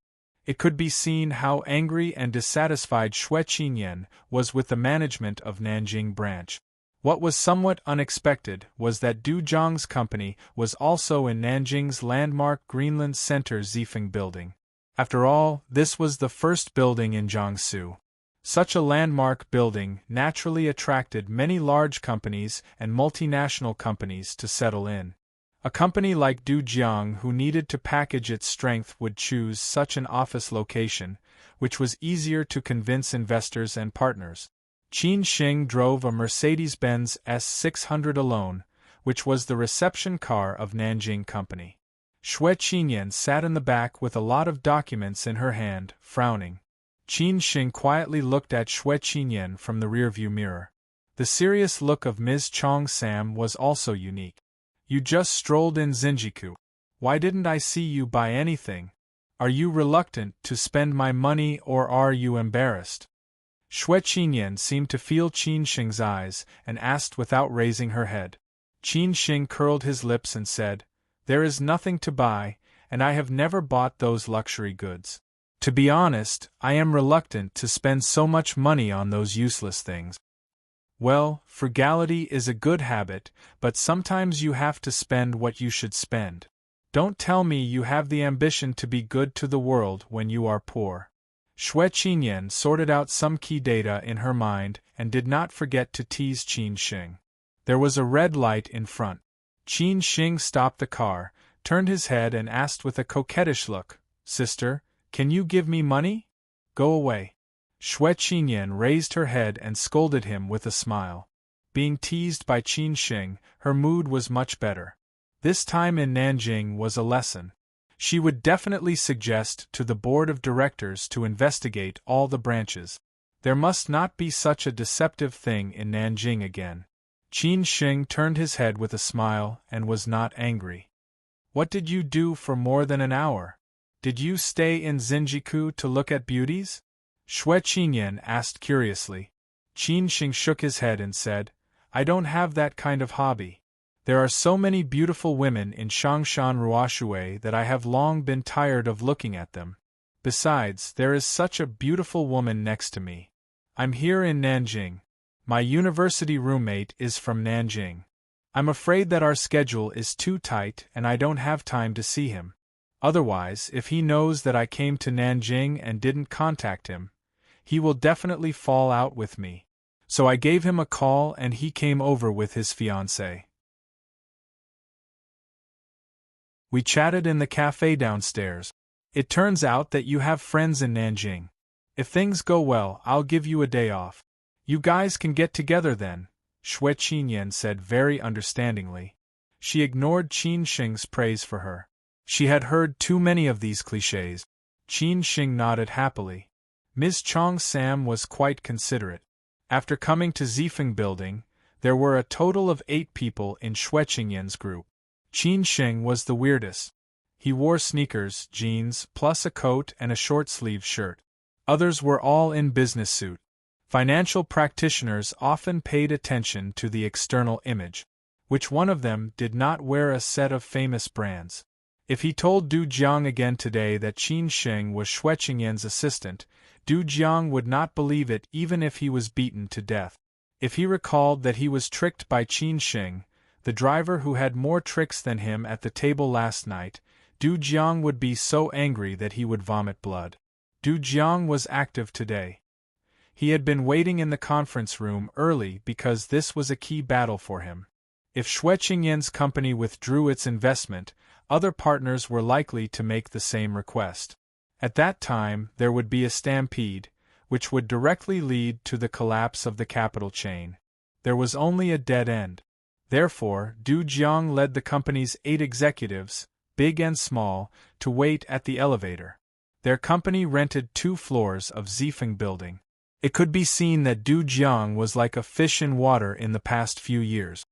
I thought Miss Xue could come earlier, Du Jiang joked when he saw Xue Qinyan. He really thought that Xue Qinyan would come early in the morning. He did not expect to wait until 11 o'clock. It was almost time for dinner. What progress could there be? Xue Qinyan said politely and perfunctorily, "I'm sorry to let Mr. Du wait for a long time." "It's okay. Did Miss Xue sleep well last night?" Du Jiang did not know whether it was intentional or unintentional, he said with a smile. This sentence made Xue Qingyan's face change slightly. She was a little scared when she thought about what happened last night. A 5-star hotel was actually installed with a pinhole camera, and it was even done by a traitor. She was more disgusted than eating a fly, but she still endured and said, "Thank you for your concern, Mr. Du. I had a good rest." "Mr. Du, it's getting late.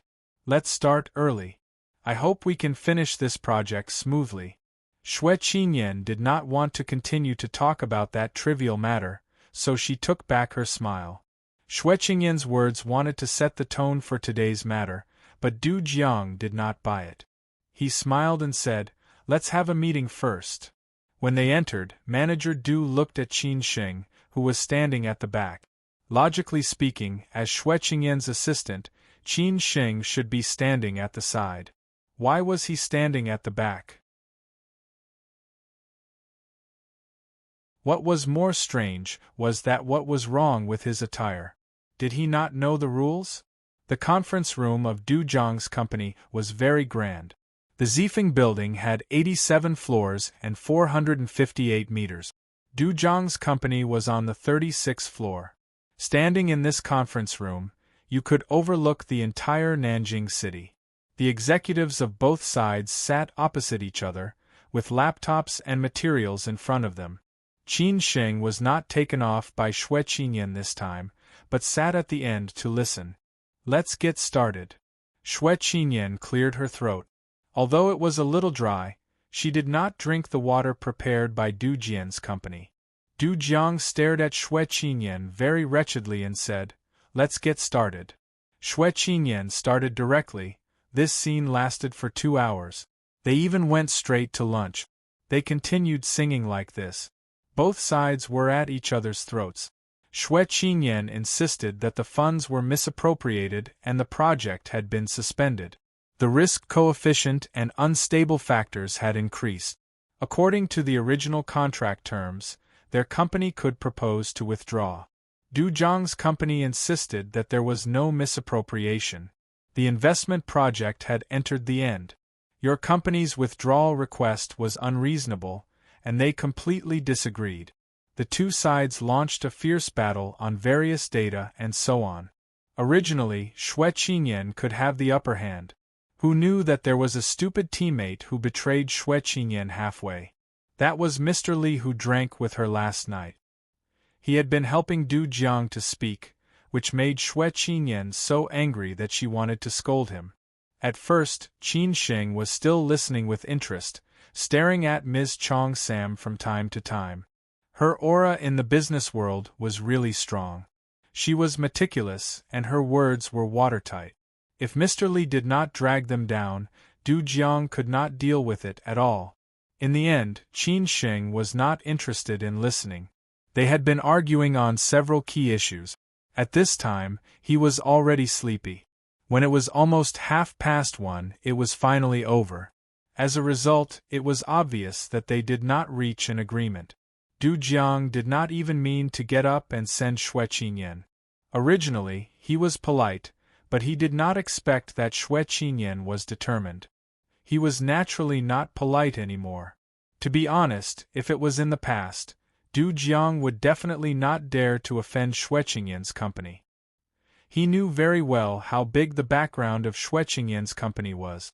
There were a lot of red capital involved. As long as they said to withdraw, Du Jiang would definitely agree without hesitation. Anyway, he used the prestige and connections of Xue Qinyan's company, which was now worthless. But now it was a critical moment. He must fight for enough time for himself. He could only bite the bullet and offend them. Anyway, He didn't care about these things in the future. Therefore, he took down Mr. Li by coercion and temptation, grabbed his weakness, threatened his life with the underworld background, and promised a lot of money.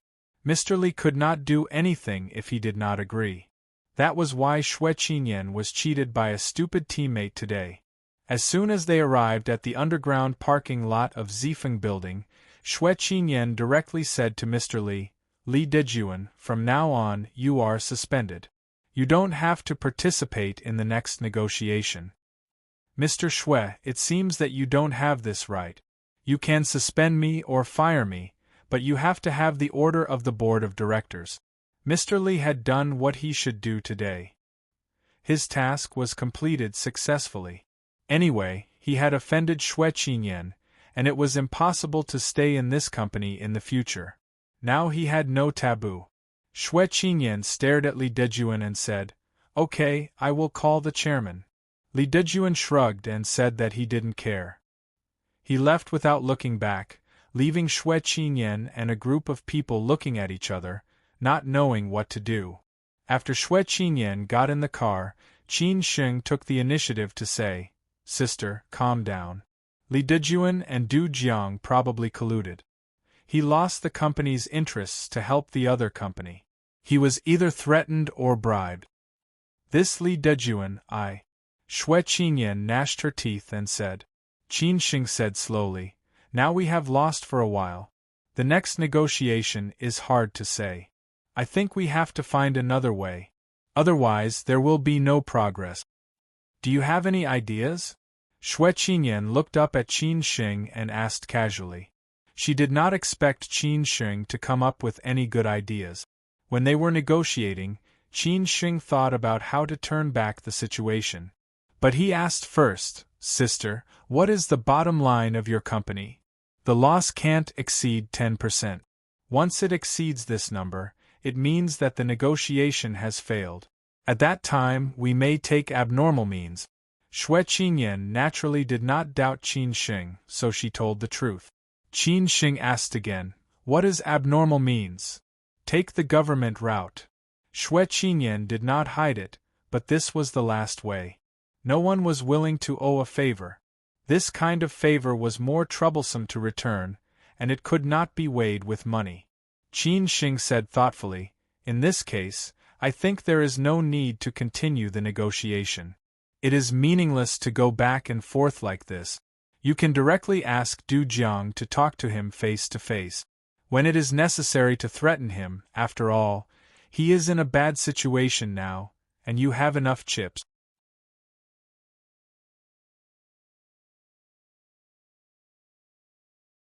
Chapter 84.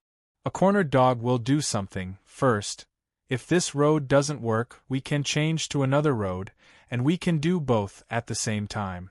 She began to sort out the ins and outs of the whole thing again. The company has the company's interests, and Du Jiang also has Du Jiang's scruples. The company's interest is to withdraw investment. She can't let this investment become a bad debt. After all, Du Jiang is now in a precarious situation. If there is a risk of collapse, it will inevitably suffer. Du Jiang's scruples are that he must not let Xue Qinyan's company become a fuse and ignite the explosives that he has accumulated for many years. At that time, he will be in an irrecoverable situation. He can only buy enough time for himself and let everything calm down before he runs away. As long as Xue Qinyan understands the situation of both sides, she will retreat and attack from the flank instead of playing positional warfare. In this way, the probability of success is very high. Let's go back to Daiji Square first. I will sort it out in the afternoon, and then decide what to do. After thinking for a while, Xue Qinyan already had a preliminary plan. After returning to Daiji Square, Xue Qinyan was already hungry, and Qin Sheng was almost the same, so Xue Qinyan took Qin Sheng to the Nanjing food stall on the 7th floor of Daiji Square to have lunch. This restaurant is quite famous in Nanjing. Now it has become a chain model. There are branches in Beijing, Shanghai and other places. As for the taste, although it can't be compared with those particularly authentic time-honored restaurants, it is still medium level. Unfortunately, Qin Shing prefers to eat spicy Sichuan cuisine instead of Shanghai cuisine, Jiangsu and Zhejiang cuisine or Huaiyang cuisine. After a casual lunch, Qin Shing accompanied Xue Qinyan back to the company. Xue Qinyan began to be busy. She called the chairman to confirm the dismissal of Li Dejuan. At the same time, she carried out an internal investigation to see if he had any duty-related crimes. He dared to gamble with the company's interests, which was not allowed by any boss. Li Dejuan's office has been requisitioned by Xue Qinyan. Xue Qinyan had a meeting and a phone call. Li Dejuan stayed in the office and continued to read.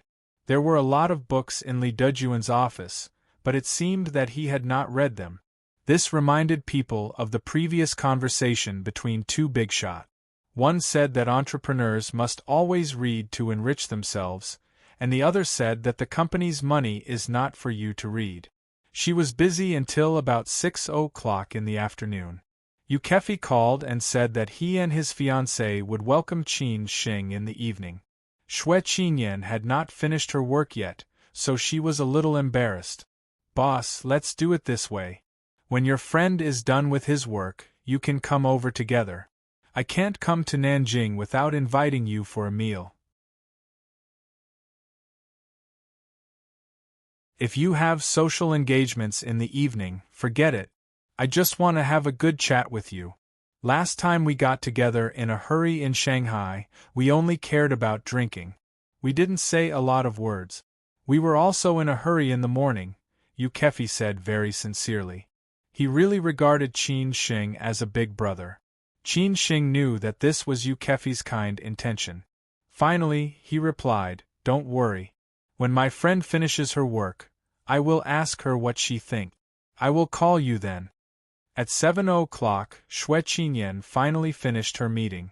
After she walked into the office, she let out a long sigh and stared at Qin Shing, who was drinking tea and reading a book. She laughed and said, "You're enjoying yourself. Sister, you don't want me to help. I have studied finance before. I can still help with some data." Qin Shing looked up and smiled. Xue Qinyan did not expect that Qin Shing also studied finance. But what was taught in the university could not be compared with the reality. Financial instruments, policies, derivatives and so on were changing every day. Even they often had accidents. What could Qin Shing help? So Xue Qinyan shook her head and said, "Forget it. You take care of yourself." Qin Shing saw that the staff outside had almost left. At this time, his stomach began to growl again. He could only say that he did not have enough for lunch.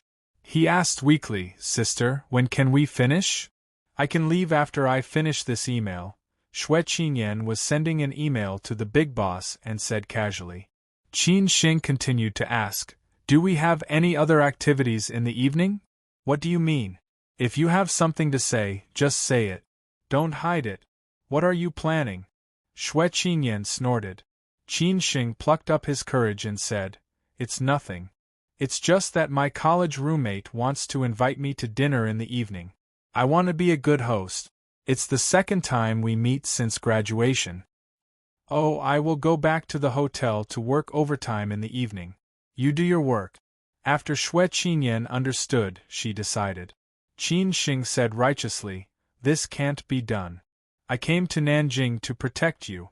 Today you and Du Jiang are in a deadlock. That bastard may do something desperate. I have to be careful." "What do you mean?" Xue Qinyan was somewhat puzzled. Qin Shing hurriedly said, "I mean, you accompany me. I can also protect you. Let's just have dinner. After dinner, we will go back to the hotel immediately. I will not delay your work." "Is it appropriate for me to go?" Xue Qinyan was a little embarrassed. If it was in the past, she would definitely not be willing to go. But what happened last night still made her a little scared. Who knew what would happen today? Qin Shing chuckled and said, "Why not? You are my sister, which means you are also his sister. Besides, he has a girlfriend with him. If I am alone, I will be the third wheel. There were some ambiguities in his words, but Xue Qinyan did not care and finally agreed. When Qin Shing heard that, he immediately smiled and hurriedly ran out to call Yu Kefi. He told him to see him later and asked him to come to the address immediately. Coincidentally, the place to eat was next to Xuanwu Lake, which was quite convenient. Qin Shing used his mobile phone to watch the news. Xue Qinyan stretched out and came out. Her chest was infinitely beautiful. However, no one came. She said lazily, "Let's go." There were still a few people working overtime in the company. After Xue Qinyan said hello, she left with Qin Shing. After entering the elevator, she said, "I have to bring some gifts for others. I will go downstairs to buy a gift for his girlfriend on the first floor of Deji. Then we go back to the hotel. I will change my clothes. It is not suitable to wear these clothes." After all, Ms. Chong Sam was a lady. She knew the ways of the world and etiquette better than Qin Shing. Qin Shing naturally did not dare to accept it. He quickly said, "Sister, there is no need for gifts. We are all acquaintances. You are you and I am me. They are two different things." Xue Qinyan insisted, otherwise she would not go. Qin Shing had no choice but to agree. So, they went downstairs to the first floor of Deji Square for a while. Qin Shing did not understand these things. Everything was decided by Ms. Chong Sam. In the end, Xue Qinyan bought a Bulgari necklace, which was more than 10,000 points. She did not think much about it. She thought that Qin Shing's college roommate's family should be ordinary or medium. Such a gift was already good. The Mercedes-Benz was parked in the underground parking lot. This underground parking lot was on the side of the office building. At this time, there was almost no one. It was quite gloomy inside. Xue Qinyan and Qin Shing were talking and laughing. After a few steps, Qin Shing suddenly stopped. He vaguely felt that someone was staring at them. "What's wrong?" Xue Qinyan wondered. Qin Shing saw a car not far away. It seemed that there were a few people sitting in it. Qin Shing smiled and said, "Nothing." After walking to the parking place, Qin Shing first turned around and got on the car to check it. He made sure that the car was not tampered with. Then he motioned Xue Qinyan to get on the car and then drove out of Deji Square. After coming out of the underground parking lot, Qin Shing waited for a while on the side of the road.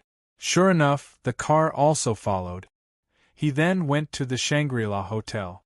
At several traffic lights, he also looked back and confirmed that they were being followed. If he did not guess wrong, their car had been installed with a positioning system. After returning to the hotel, Qin Shing accompanied Xue Qinyan to go up. He first checked the room and made sure that there was no situation last night. Then he came out and let Xue Qinyan change her clothes. He had been guarding the door. After Xue Qinyan changed her clothes, they came out of the hotel side by side. This time, Qin Shing did not drive, but said to Xue Qinyan, "Sister, let's take a taxi. I am afraid of drinking later." "Okay." Xue Qinyan did not think much at all and nodded silently. Yu Kefi's address was opposite Xuanwu Lake, across the lake from the Shangri-La Hotel. The distance was not far, so it did not take long to arrive. They got off the car on the side of the road. There was a path leading to the innermost 3-story old building, but the intersection was blocked. A security guard stopped at the door and asked, "Do you have a reservation?" "Yes, Mr. Yu Kefi," Qin Shing said slowly. The security guard let them in and then informed inside. When they walked to the door of the small building, there was already a manager waiting. He smiled and said, "This way, please. Mr. Yu is already waiting inside." The parking spaces outside were parked with a group of luxury cars. It seemed that this place was obviously not simple. It should not be open to the public. It was a private clubhouse, which made Xue Qinyan very curious. The manager took them all the way to the 3rd floor, which was all Chinese style. Finally, they stopped in a box facing Xuanwu Lake. After knocking on the door gently and getting permission from inside, they pushed the door. Yu Kefi and Lu Yi had slowly got up to greet them. Yu Kefi smiled and said, "Boss, you are here. I thought I had to wait a little longer." Lu Yi also smiled and said, "Boss." Qin Xing hurriedly introduced, "Sister, this is what I told you. My college roommate, Yu Kefi, and this is his fiancée, Lu Yi. When you first met a person, you would naturally look at them from their temperament and clothes. Xue Qinyan had seen a lot of playboys or young talents. Naturally, she had a preliminary understanding of Yu Kefi and Lu Yi. Not to mention their temperament, they could judge at least what level of wealth they had based on their clothes and accessories. This result made her very surprised. She did not expect that Qin Xing's college roommates were not ordinary people. After greeting each other politely, the host and guests were seated. In front of the window there was a round table of medium size. Outside the window was Xuanwu Lake in the night. The environment was really good. Yu Kefi asked the waiter to order and sober up. Qin Xing began to find a topic to lighten the atmosphere.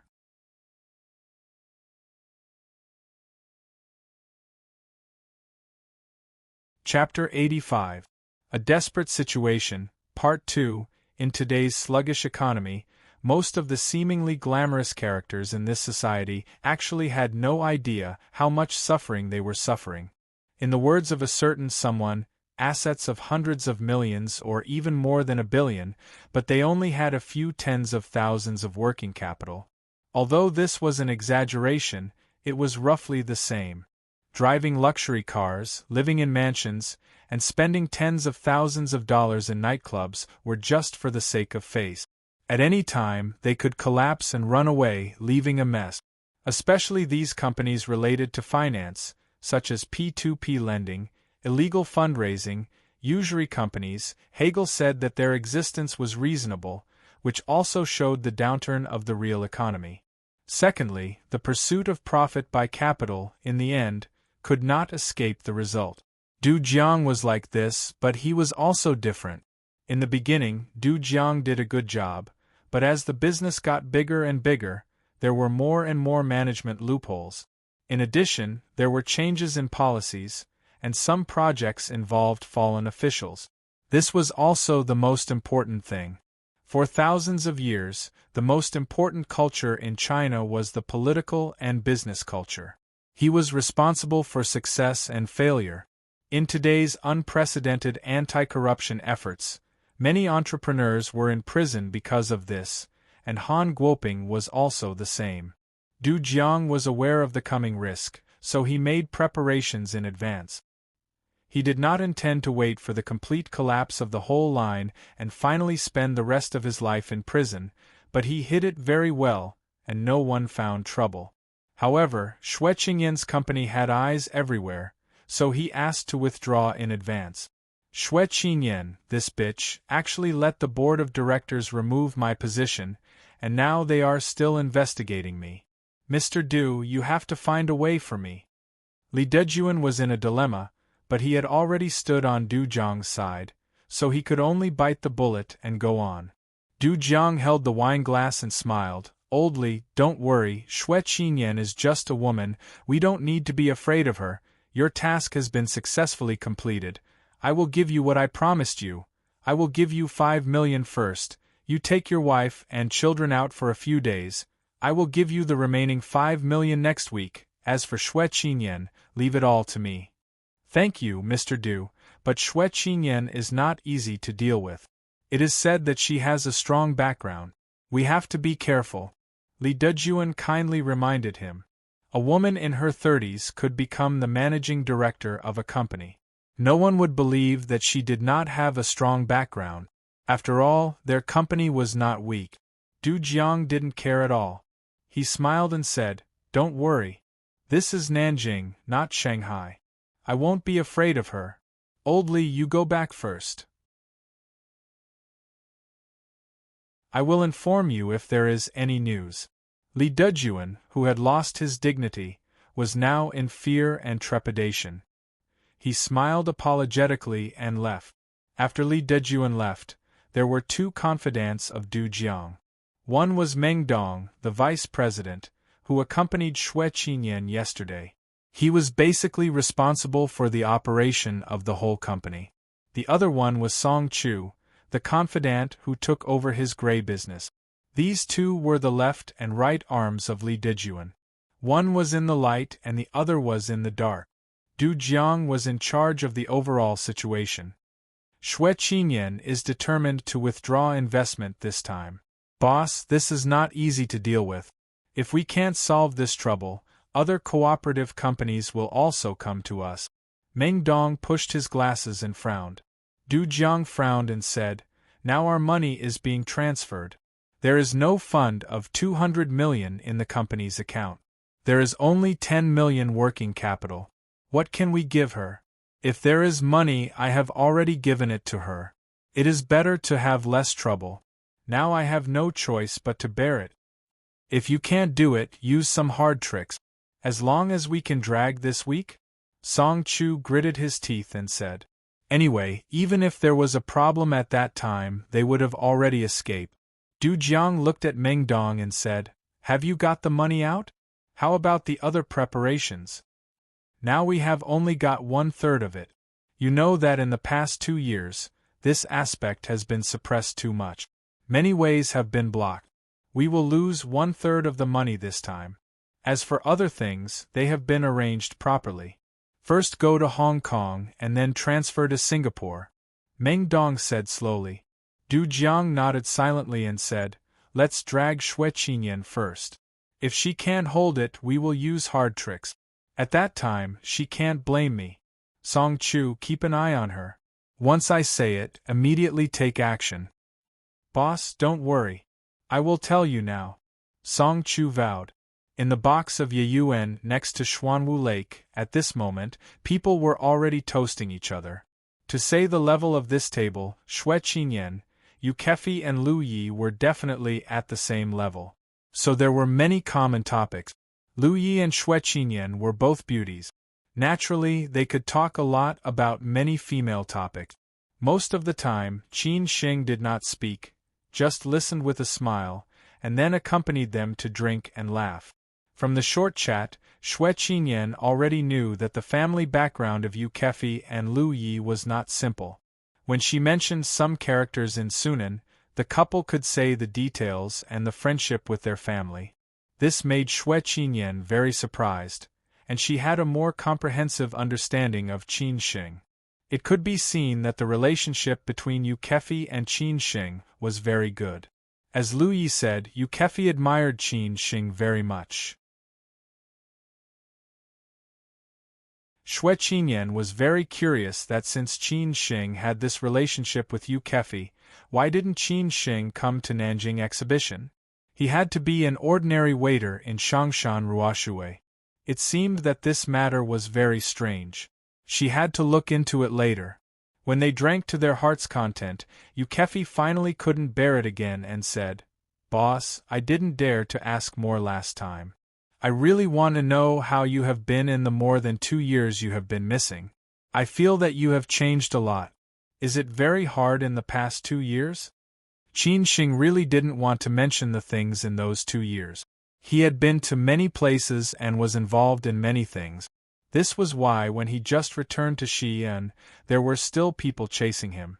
It was just that it was quieter when he returned to Shanghai, but he believed that those things would not end so easily.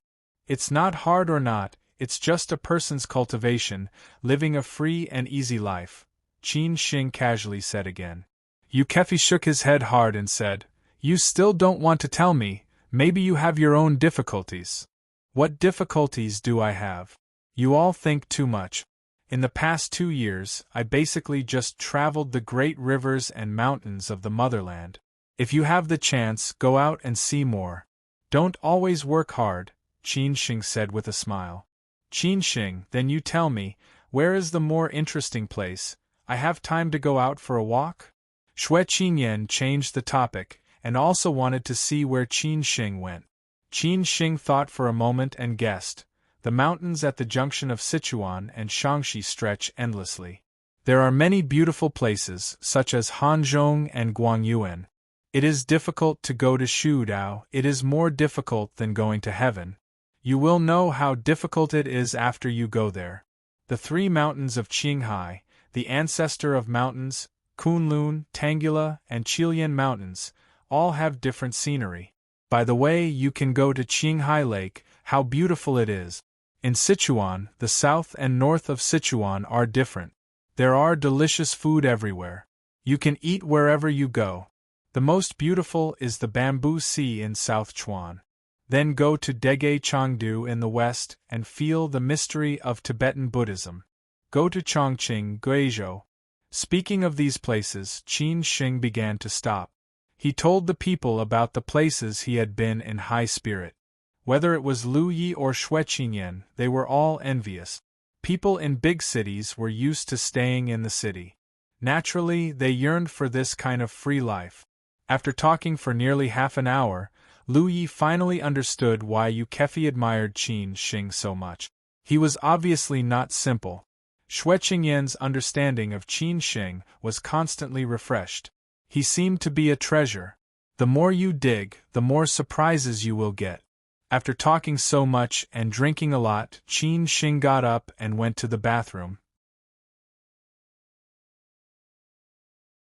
Yu Kefi also followed.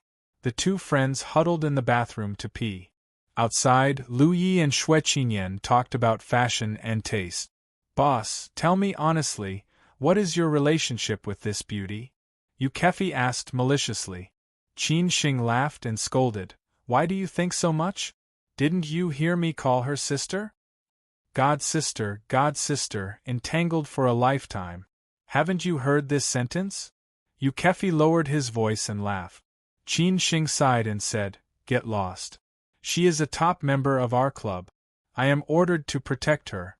Don't think too much. You are crazy." Yu Kefi then understood. At 10 o'clock in the evening, the dinner was finally over. Yu Kefi asked the person in charge of Yuyuan to send a car to send Qin Shing and Shueqingyan back to Shangri-La Hotel. Qin Shing knew that this was opened by Yu Kefi's family. It was a stronghold for them to receive friends and customers. At the door, Shueqingyan thanked Yu Kefi and Lu Yi for their hospitality. She said that when they went to Shanghai next time, she would entertain them well. After returning to the hotel, Qin Shing and Shueqingyan greeted each other and then took a bath and went to bed. Shueqingyan worked overtime for a while. The next day, Shueqingyan took a group of executives of the company to Zifeng Building again. Qin Shing still followed. Du Jiang did not welcome them at the elevator this time. He just sat in the conference room and waited. At the beginning, Shueqingyan continued to be embarrassed, but Du Jiang used what Li Dejuan said yesterday as an excuse, which made Shueqingyan very helpless. In the morning, there was still no progress in the 2-hour negotiation. Qin Shing was drowsy sitting next to her. When the negotiation was over, Shueqingyan completely gave up this road. She knew that Du Jiang would not buy it, so she could only try according to Qin Shing's method, but she was not in a hurry. "Mr. Du, I don't think we need to go to the legal way.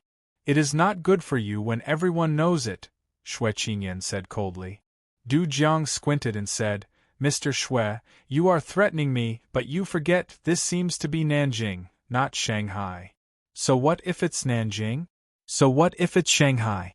"I hope Mr. Du will consider it carefully," Shueqingyan said. Du Jiang gritted his teeth and said, "Mr. Shue, you are forcing me. I am just following the rules. Mr. Du, I hope to get your reply as soon as possible. Goodbye."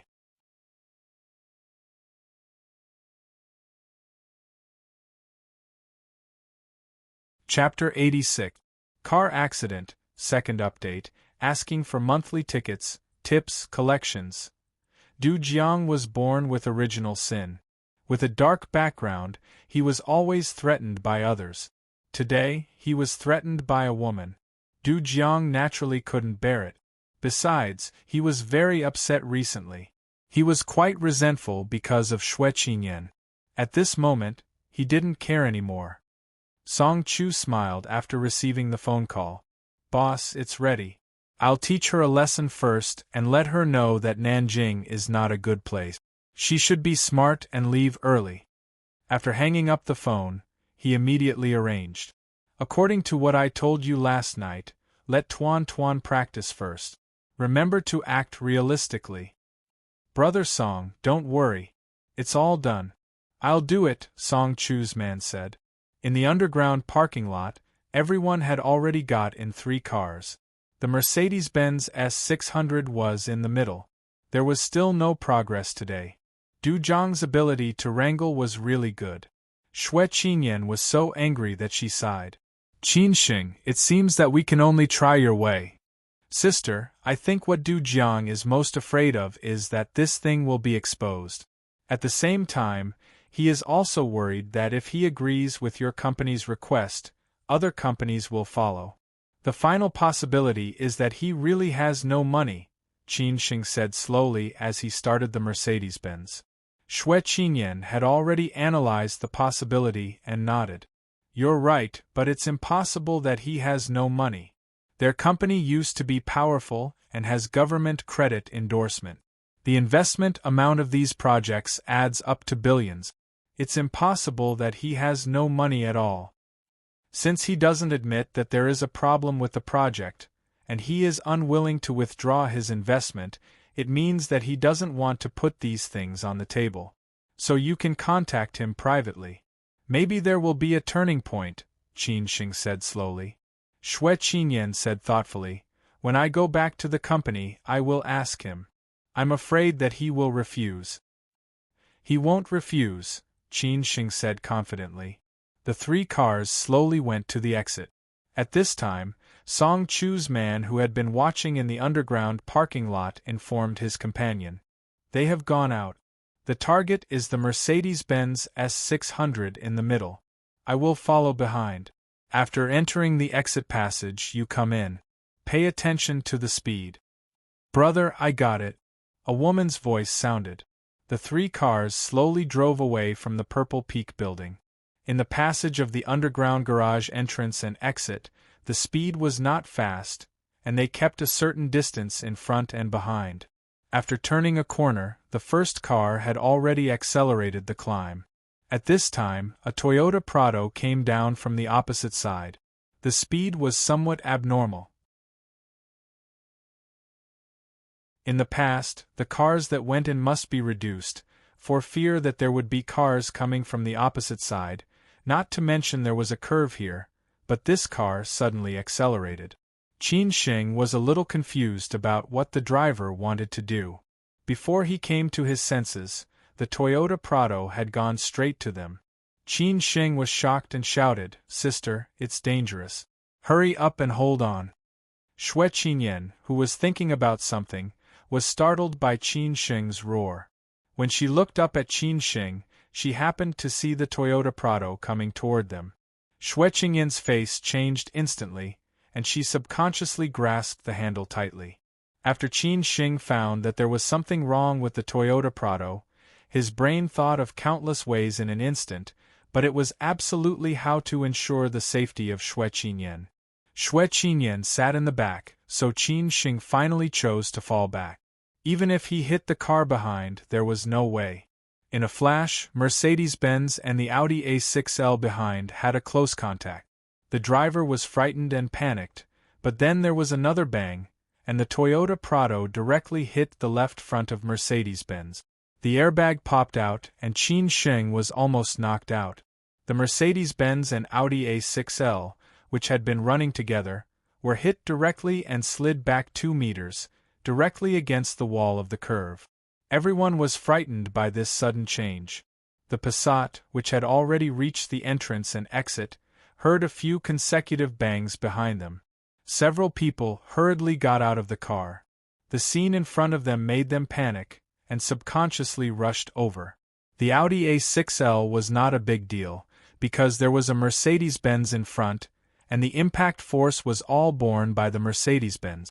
But thanks to the Audi A6L behind, the Mercedes-Benz was not directly hit against the wall behind, and the scene was estimated to be more miserable. 4 people of the Audi A6L ran down, and the 2 women had been scared to cry. The driver and the male executive hurriedly ran to the Mercedes-Benz, pulled the door hard and shouted, Miss Shui, Miss Shui. Shui Qinyan was not hurt. Fortunately, Qin Shing found the danger in advance, so she was safe. The airbag in front had popped out, and Qin Shing was hit and almost came out. Shui Qinyan was afraid that Qin Shing had an accident, and shouted, Qin Shing, how are you? Qin Shing resisted the pain and said, Sister, I'm fine. Are you okay? I'm fine, Shui Qinyan said with a heavy face. Qin Shing opened the car lock, and Shui Qinyan got off first. Qin Shing tried to open the door. Fortunately, he hit the left front without losing the side, otherwise he would have an accident. After they got off, the executives of the Nanjing company surrounded Shui Qinyan and asked and comforted her. Qin Shing stretched his muscles and bones, and then walked to the Toyota Prado. To his surprise, it was a woman. The woman seemed to be scared. At this time, she had opened the door and got off. There were some bruises on her face. After getting off, she sat on the ground directly, and her face was still in shock. Several executives rushed up and shouted, How the hell do you drive? The brake is not working, the woman said tremblingly. After hearing this sentence, Qin Shing knew that there must be something wrong. Why did the brake fail at this time? After it failed, why did it not forget to hit the right side, but hit them? Why did it hit the Mercedes-Benz? Everything was too coincidental. There must be something wrong when things were abnormal. So it was often not a coincidence, but a deliberate plan. At this time, Shui Qinyan, who came back to her senses, arranged, call the insurance company, leave 2 people to deal with it, the others go to the hospital to have a check. It's best that everyone is fine. Shui Qinyan was also wondering if this was done by Du Jiang. If it was really Du Jiang, then he was too bold. Did he really look down on himself? Qin Shing and Shui Qinyan sat in the front Passat again. This time, it was not Qin Shing who drove. The company had contacted a private hospital. Although Qin Shing said that he was fine, how could Shui Qinyan rest assured when she saw his bruised face? After checking in the hospital again and again, it took more than an hour to determine that there was nothing serious. It was just a minor injury. Shui Qinyan also breathed a sigh of relief. Sitting in the corridor of the hospital, Shui Qinyan looked at Qin Shing and asked, Qin Shing, what do you think of today's matter? Sister, is it a little too coincidental? Qin Shing sneered. There were a few scars on his face, but they were all harmless.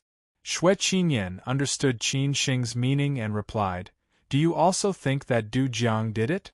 Qin Shing squinted and said slowly, If he didn't do it, who else would have the motive and courage to do it? Obviously, he is warning us to be careful. Otherwise, today's situation would not be so simple. Qin Shing squinted and said slowly. Shui Qinyan was most afraid that Du Jiang would not follow the routine, so she asked, Then tell me, what should we do?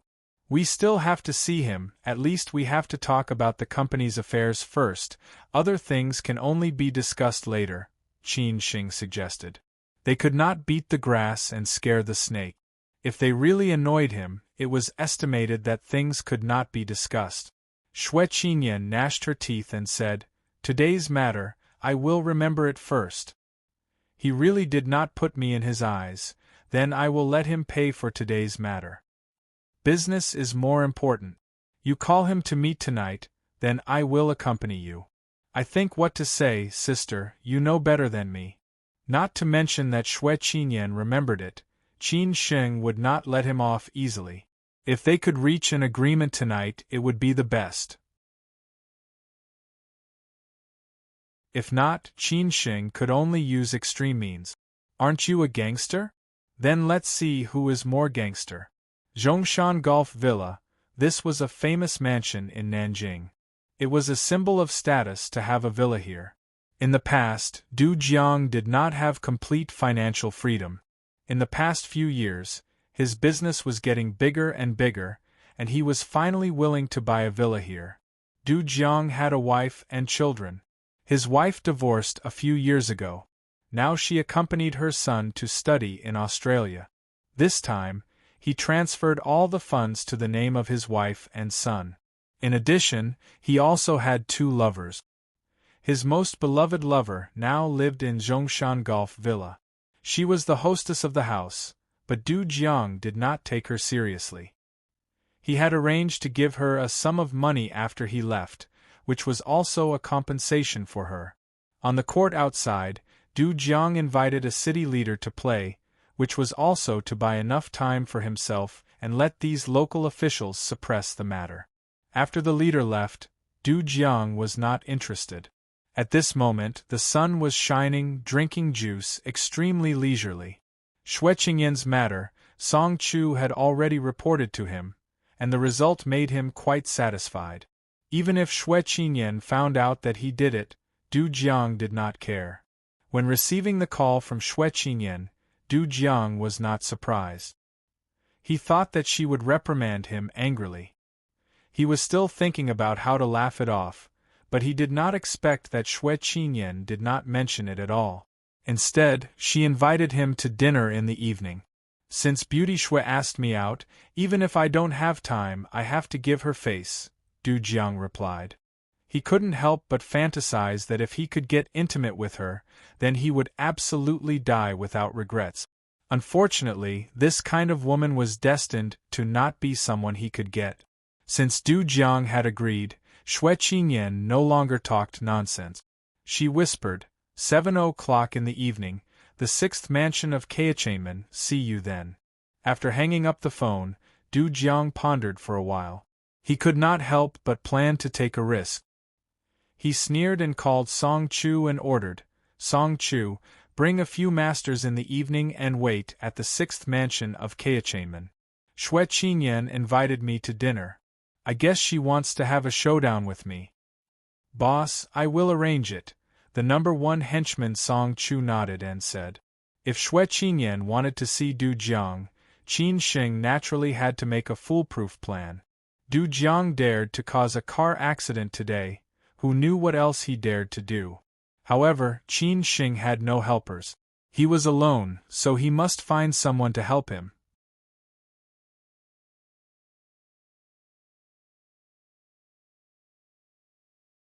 Chapter 87.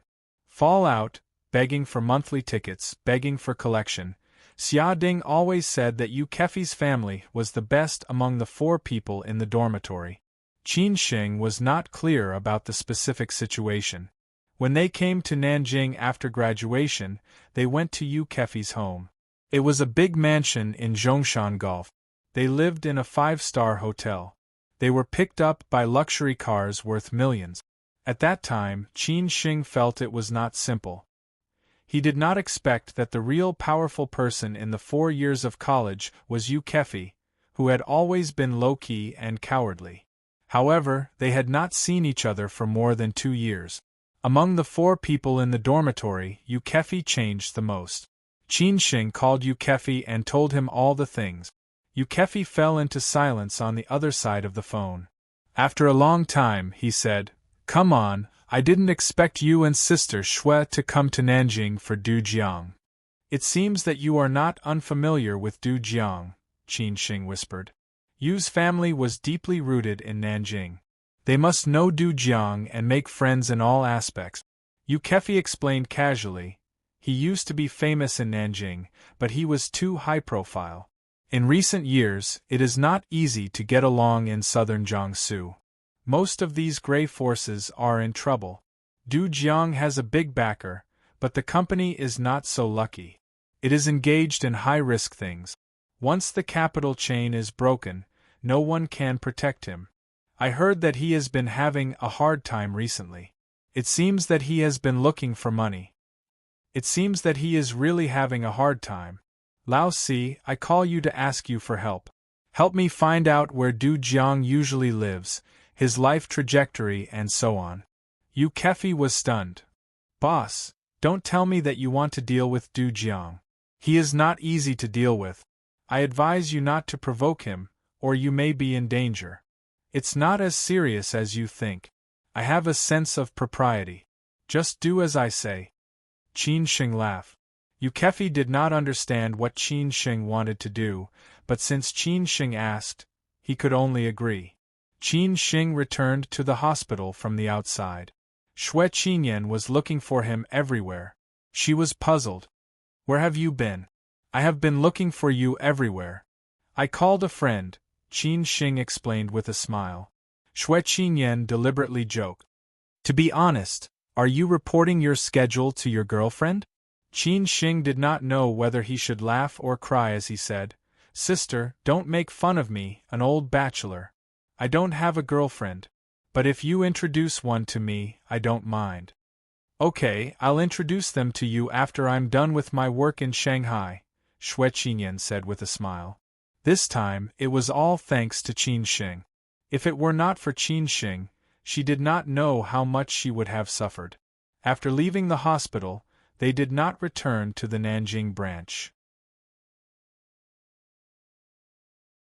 Instead, they went straight back to the Shangri-La Hotel to rest and prepare for how to deal with Du Jiang at night. Qin Sheng was a little sleepy, so he had a good night's sleep so that he could recuperate and go all out at night. He slept until Xue Qinyan called him. He then took a shower, changed his clothes, and went out. Xue Qinyan was already waiting for him in the lobby downstairs. She had just met a friend.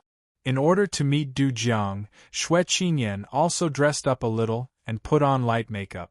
Those who did not know would think that she was going to use a honey trap.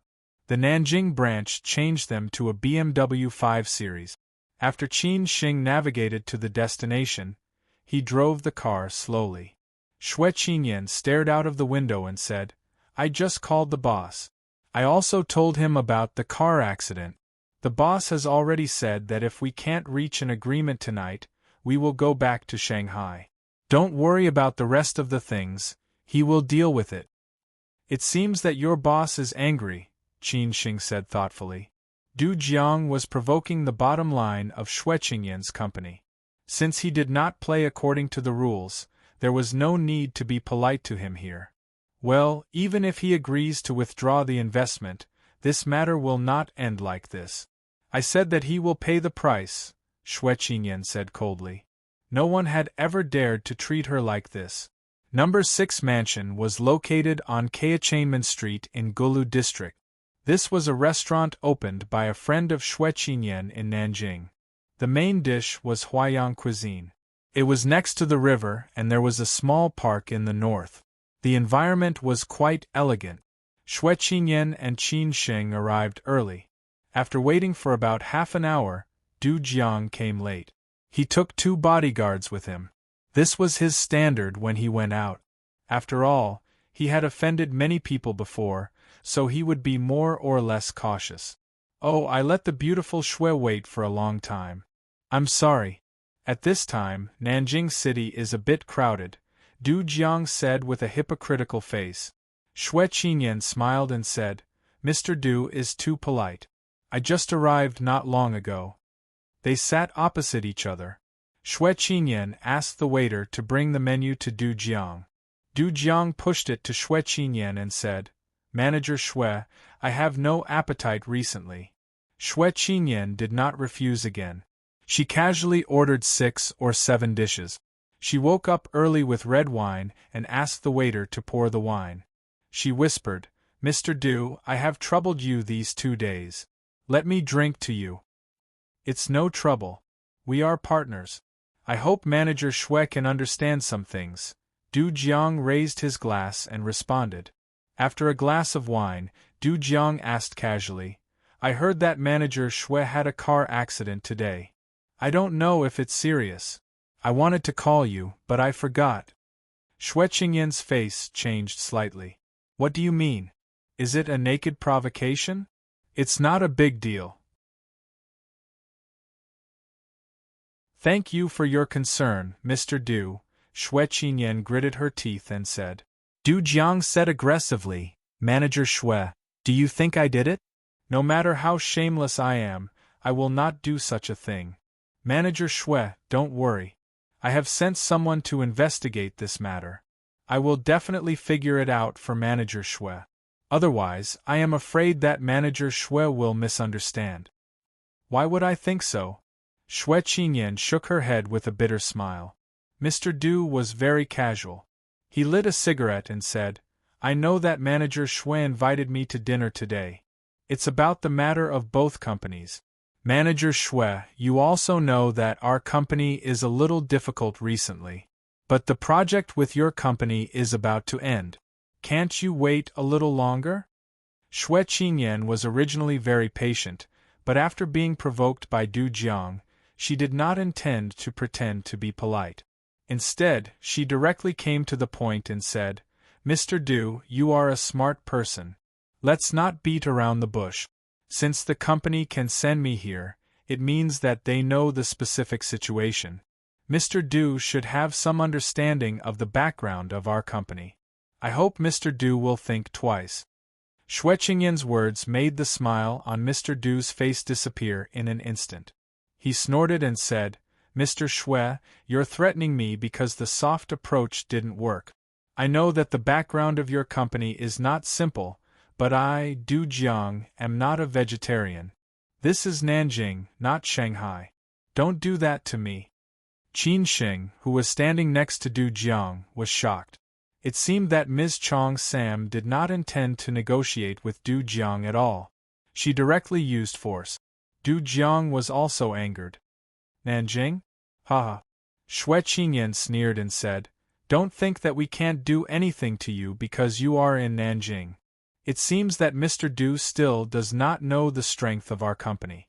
We know what you do. If I really want to deal with you, I have a lot of ways. You know the current situation of your company better than me. Since I have said all kinds of good words, but you still intend to fight with me, then we don't need to continue. Our company's principle is very simple. There are two choices. One is to withdraw funds, the other is to transfer the equity of your high-quality project to us. You can choose one. If you didn't say this just now, I might think about it. But since you said so, you can rest assured that I will never agree. Du Jiang said playfully, Since you know what I do, then you are not afraid that I intend to fight to the death. Since you force me like this, then don't blame me. Du Jiang, don't be so shameless. Do you really think that I don't know who caused the car accident at noon? Xue Qingyan suddenly stood up and asked loudly.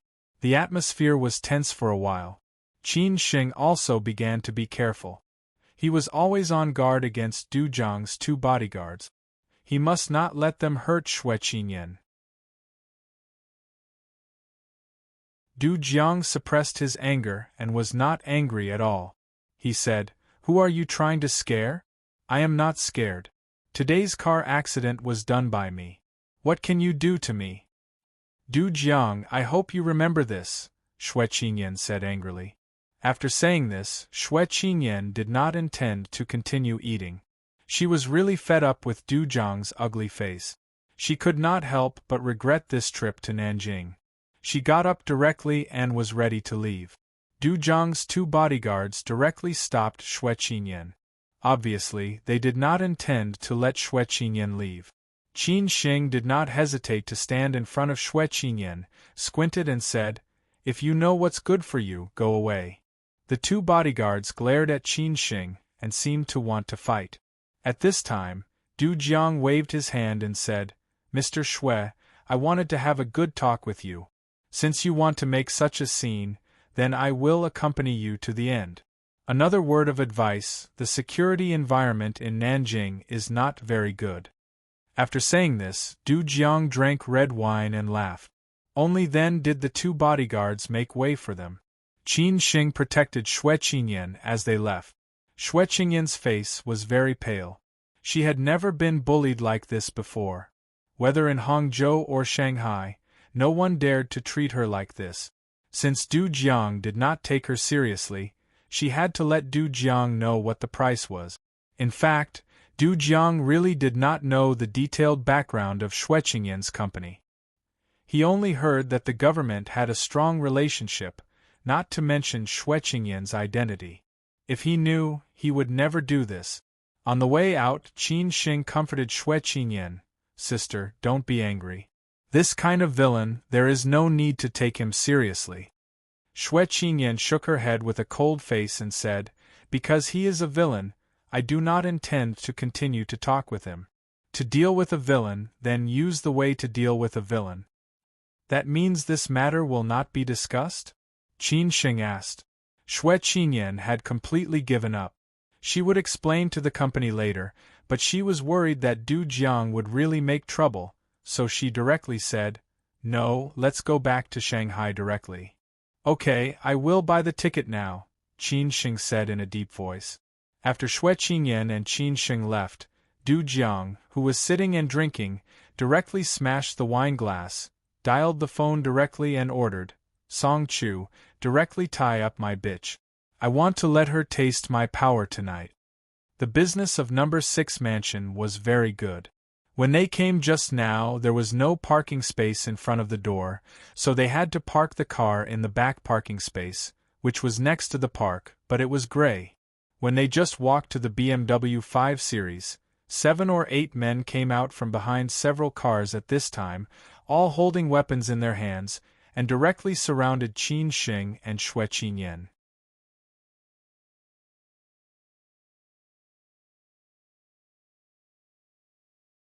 Chapter 88. Damn it, he was courting death. Second update, asking for monthly votes. Last time when Qin Sheng realized that he could not leave, he accompanied Han Bing back to Tianshui. That night, old Master Wu, whom Qin Sheng respected, and Chen Baiming, who wanted to die, stayed in Tianshui and never came back. It took Qin Sheng many days to recover from that incident. That was why he wanted to kill Zhou Wenwu. Did he not know how risky it was to kill someone in Shanghai? What's more, he wanted to kill Zhou Wenwu, who was so skillful that he could not be compared to him at all. No, Qin Sheng knew that. But if he did not do it, he might feel guilty for the rest of his life. People should live well. Tonight, 7 or 8 men with weapons surrounded him and Xue Qingyan. Qin Sheng did not want what happened in Tianshui to happen again. He would rather lie here than let Xue Qingyan get hurt. As long as he could get out of here alive, he would definitely kill Du Jiang. Today's car accident had already challenged his bottom line. Now he still dared to do such a thing. Did he really think that he could do whatever he wanted in Nanjing? Qin Sheng did not have time to talk nonsense. He looked around calmly and said in a low voice, "Sister, I will stop them. You get in the car and drive away. Don't worry about me or we won't be able to leave. Let's go together." Xue Qingyan also knew what was going on, but she still said so. She did not want to see Qin Sheng get into trouble because of her. Qin Sheng was most annoyed at this time. He gritted his teeth and said, "Don't talk nonsense.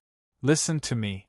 Even if I die, you can only avenge me if you are alive. Go." Just as they were talking, the man who took the lead had already given the order. Qin Sheng did not dare to be long-winded. He directly put the key in Xue Qingyan's hand and rushed up without hesitation. He wanted to leave enough time for Xue Qingyan. As long as Xue Qingyan could drive out, he could find a way to leave. Xue Qingyan hurriedly opened the lock and prepared to get in the car. On the other side, Qin Sheng was already fighting with the man at the front. 7 or 8 thugs with weapons in their hands naturally posed a great threat to Qin Sheng. However, if it was a one-on-one fight, they were not Qin Sheng's match at all. After all, they did not know Qin Sheng's power. In order to survive, Qin Sheng could only kill them this time. He went all out. After dodging the slash of the man at the front, Qin Sheng directly kicked his face. Then he grabbed the man's arm and hit his chest with his knee, taking the machete from his hand.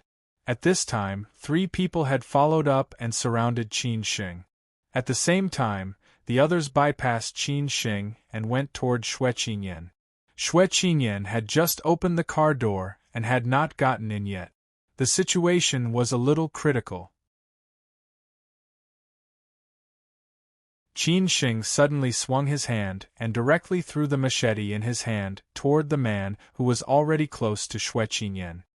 He did not care that the machetes of the others were about to hurt him. Qin Sheng was born with a knife. If he could not hit the target, He would have played with it for so many years in vain. The machete was directly inserted into the chest of the man at the front. The man shouted. Qin Shing kicked the man on the left away and desperately ran back to support Xue Qinyan. Although Xue Qinyan had already gotten in the car, it had not started yet. A man was trying to pull the car door with all his strength. Xue Qinyan held the door tightly from the inside. The two of them were in a deadlock, while the other man intended to get in from the front passenger seat. As Qin Shing ran back, his back was naturally exposed. The machete in the hand of the man who was closest to Qin Shing directly cut Qin Shing's shoulder, leaving a wound that was at least 10 centimeters long. Blood instantly dyed Qin Shing's clothes red. Qin Shing frowned and snorted, but he did not care at all. Seeing that the man had bent over to get in the car, Qin Shing did not hesitate to kick the car door. With a bang, the car door tightly clamped the man's head, making him faint in an instant. Taking advantage of the momentum, Qin Shing rolled twice and picked up the man's machete from the ground. With the machete in his hand, Qin Shing was no longer afraid. He was ready to kill because they had completely angered Qin Shing. Turning to face the man who had just cut him, Qin Shing swung the machete, bent over to avoid the knife next to him, and at the same time, cut open the man's abdomen. Seeing that the thing inside was already out. The scene at this time was really too bloody, and the air was full of the smell of blood. After Qin Shing killed a bloody path, he killed the man who was in a deadlock with Xue Qinyan. Finally, she could start the BMW 5 Series. At this time, there were already 4 men lying in a pool of blood. Xue Qinyan started the BMW 5 Series and quickly locked the door. She was finally safe, but Qin Shing was still in danger. Not only was Qin Shing's back injured, but his arms and thighs were also cut. Seeing that Xue Qinyan did not intend to leave, Qin Shing shouted, "Go!" Qin Shing's face was full of blood, and it was impossible to see his original appearance. Xue Qinyan was scared and did not dare to stay any longer. She drove directly to the intersection. As soon as Xue Qinyan left, Qin Shing did not continue to fight. He desperately chased the BMW out, only to see that when the BMW turned the corner, it suddenly came back, like a wild horse out of control, rushing into the crowd. This speed was so fast that it almost hit Qin Shing.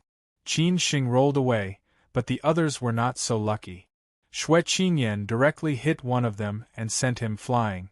Qin Shing knew what Xue Qinyan meant, and he was very grateful. If Xue Qinyan really left him behind, Qin Shing would have nothing to say, but he would definitely feel uncomfortable in his heart. After getting up, Qin Shing rushed over with a big stride, directly opened the door and jumped in. Before the other 3 men could react, Xue Qinyan had already stepped on the accelerator and rushed out again. This time, Xue Qinyan did not stop. Arms, thighs, and back, Qin Shing was cut in 3 parts of his body, especially the wound on his back, which was very serious. At this moment, blood had dyed the back seat red.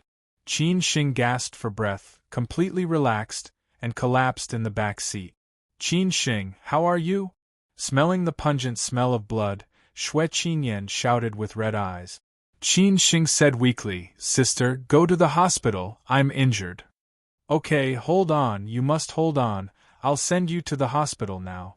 Xue Qinyan did not know how Qin Shing's injury was, but from Qin Shing's tone, she knew that the injury was more serious and more likely to threaten his life. At this time, Xue Qinyan had no time to care about anything else.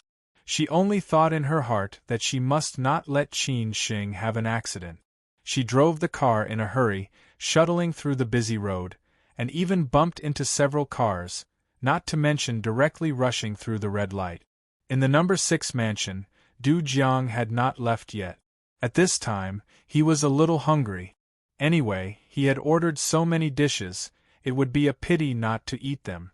He did not think that there would be an accident at all. He had always been at ease when Song Chu handled things. This kind of thing was in the bag. They used to do it often, but today there was Qin Shing, the variable.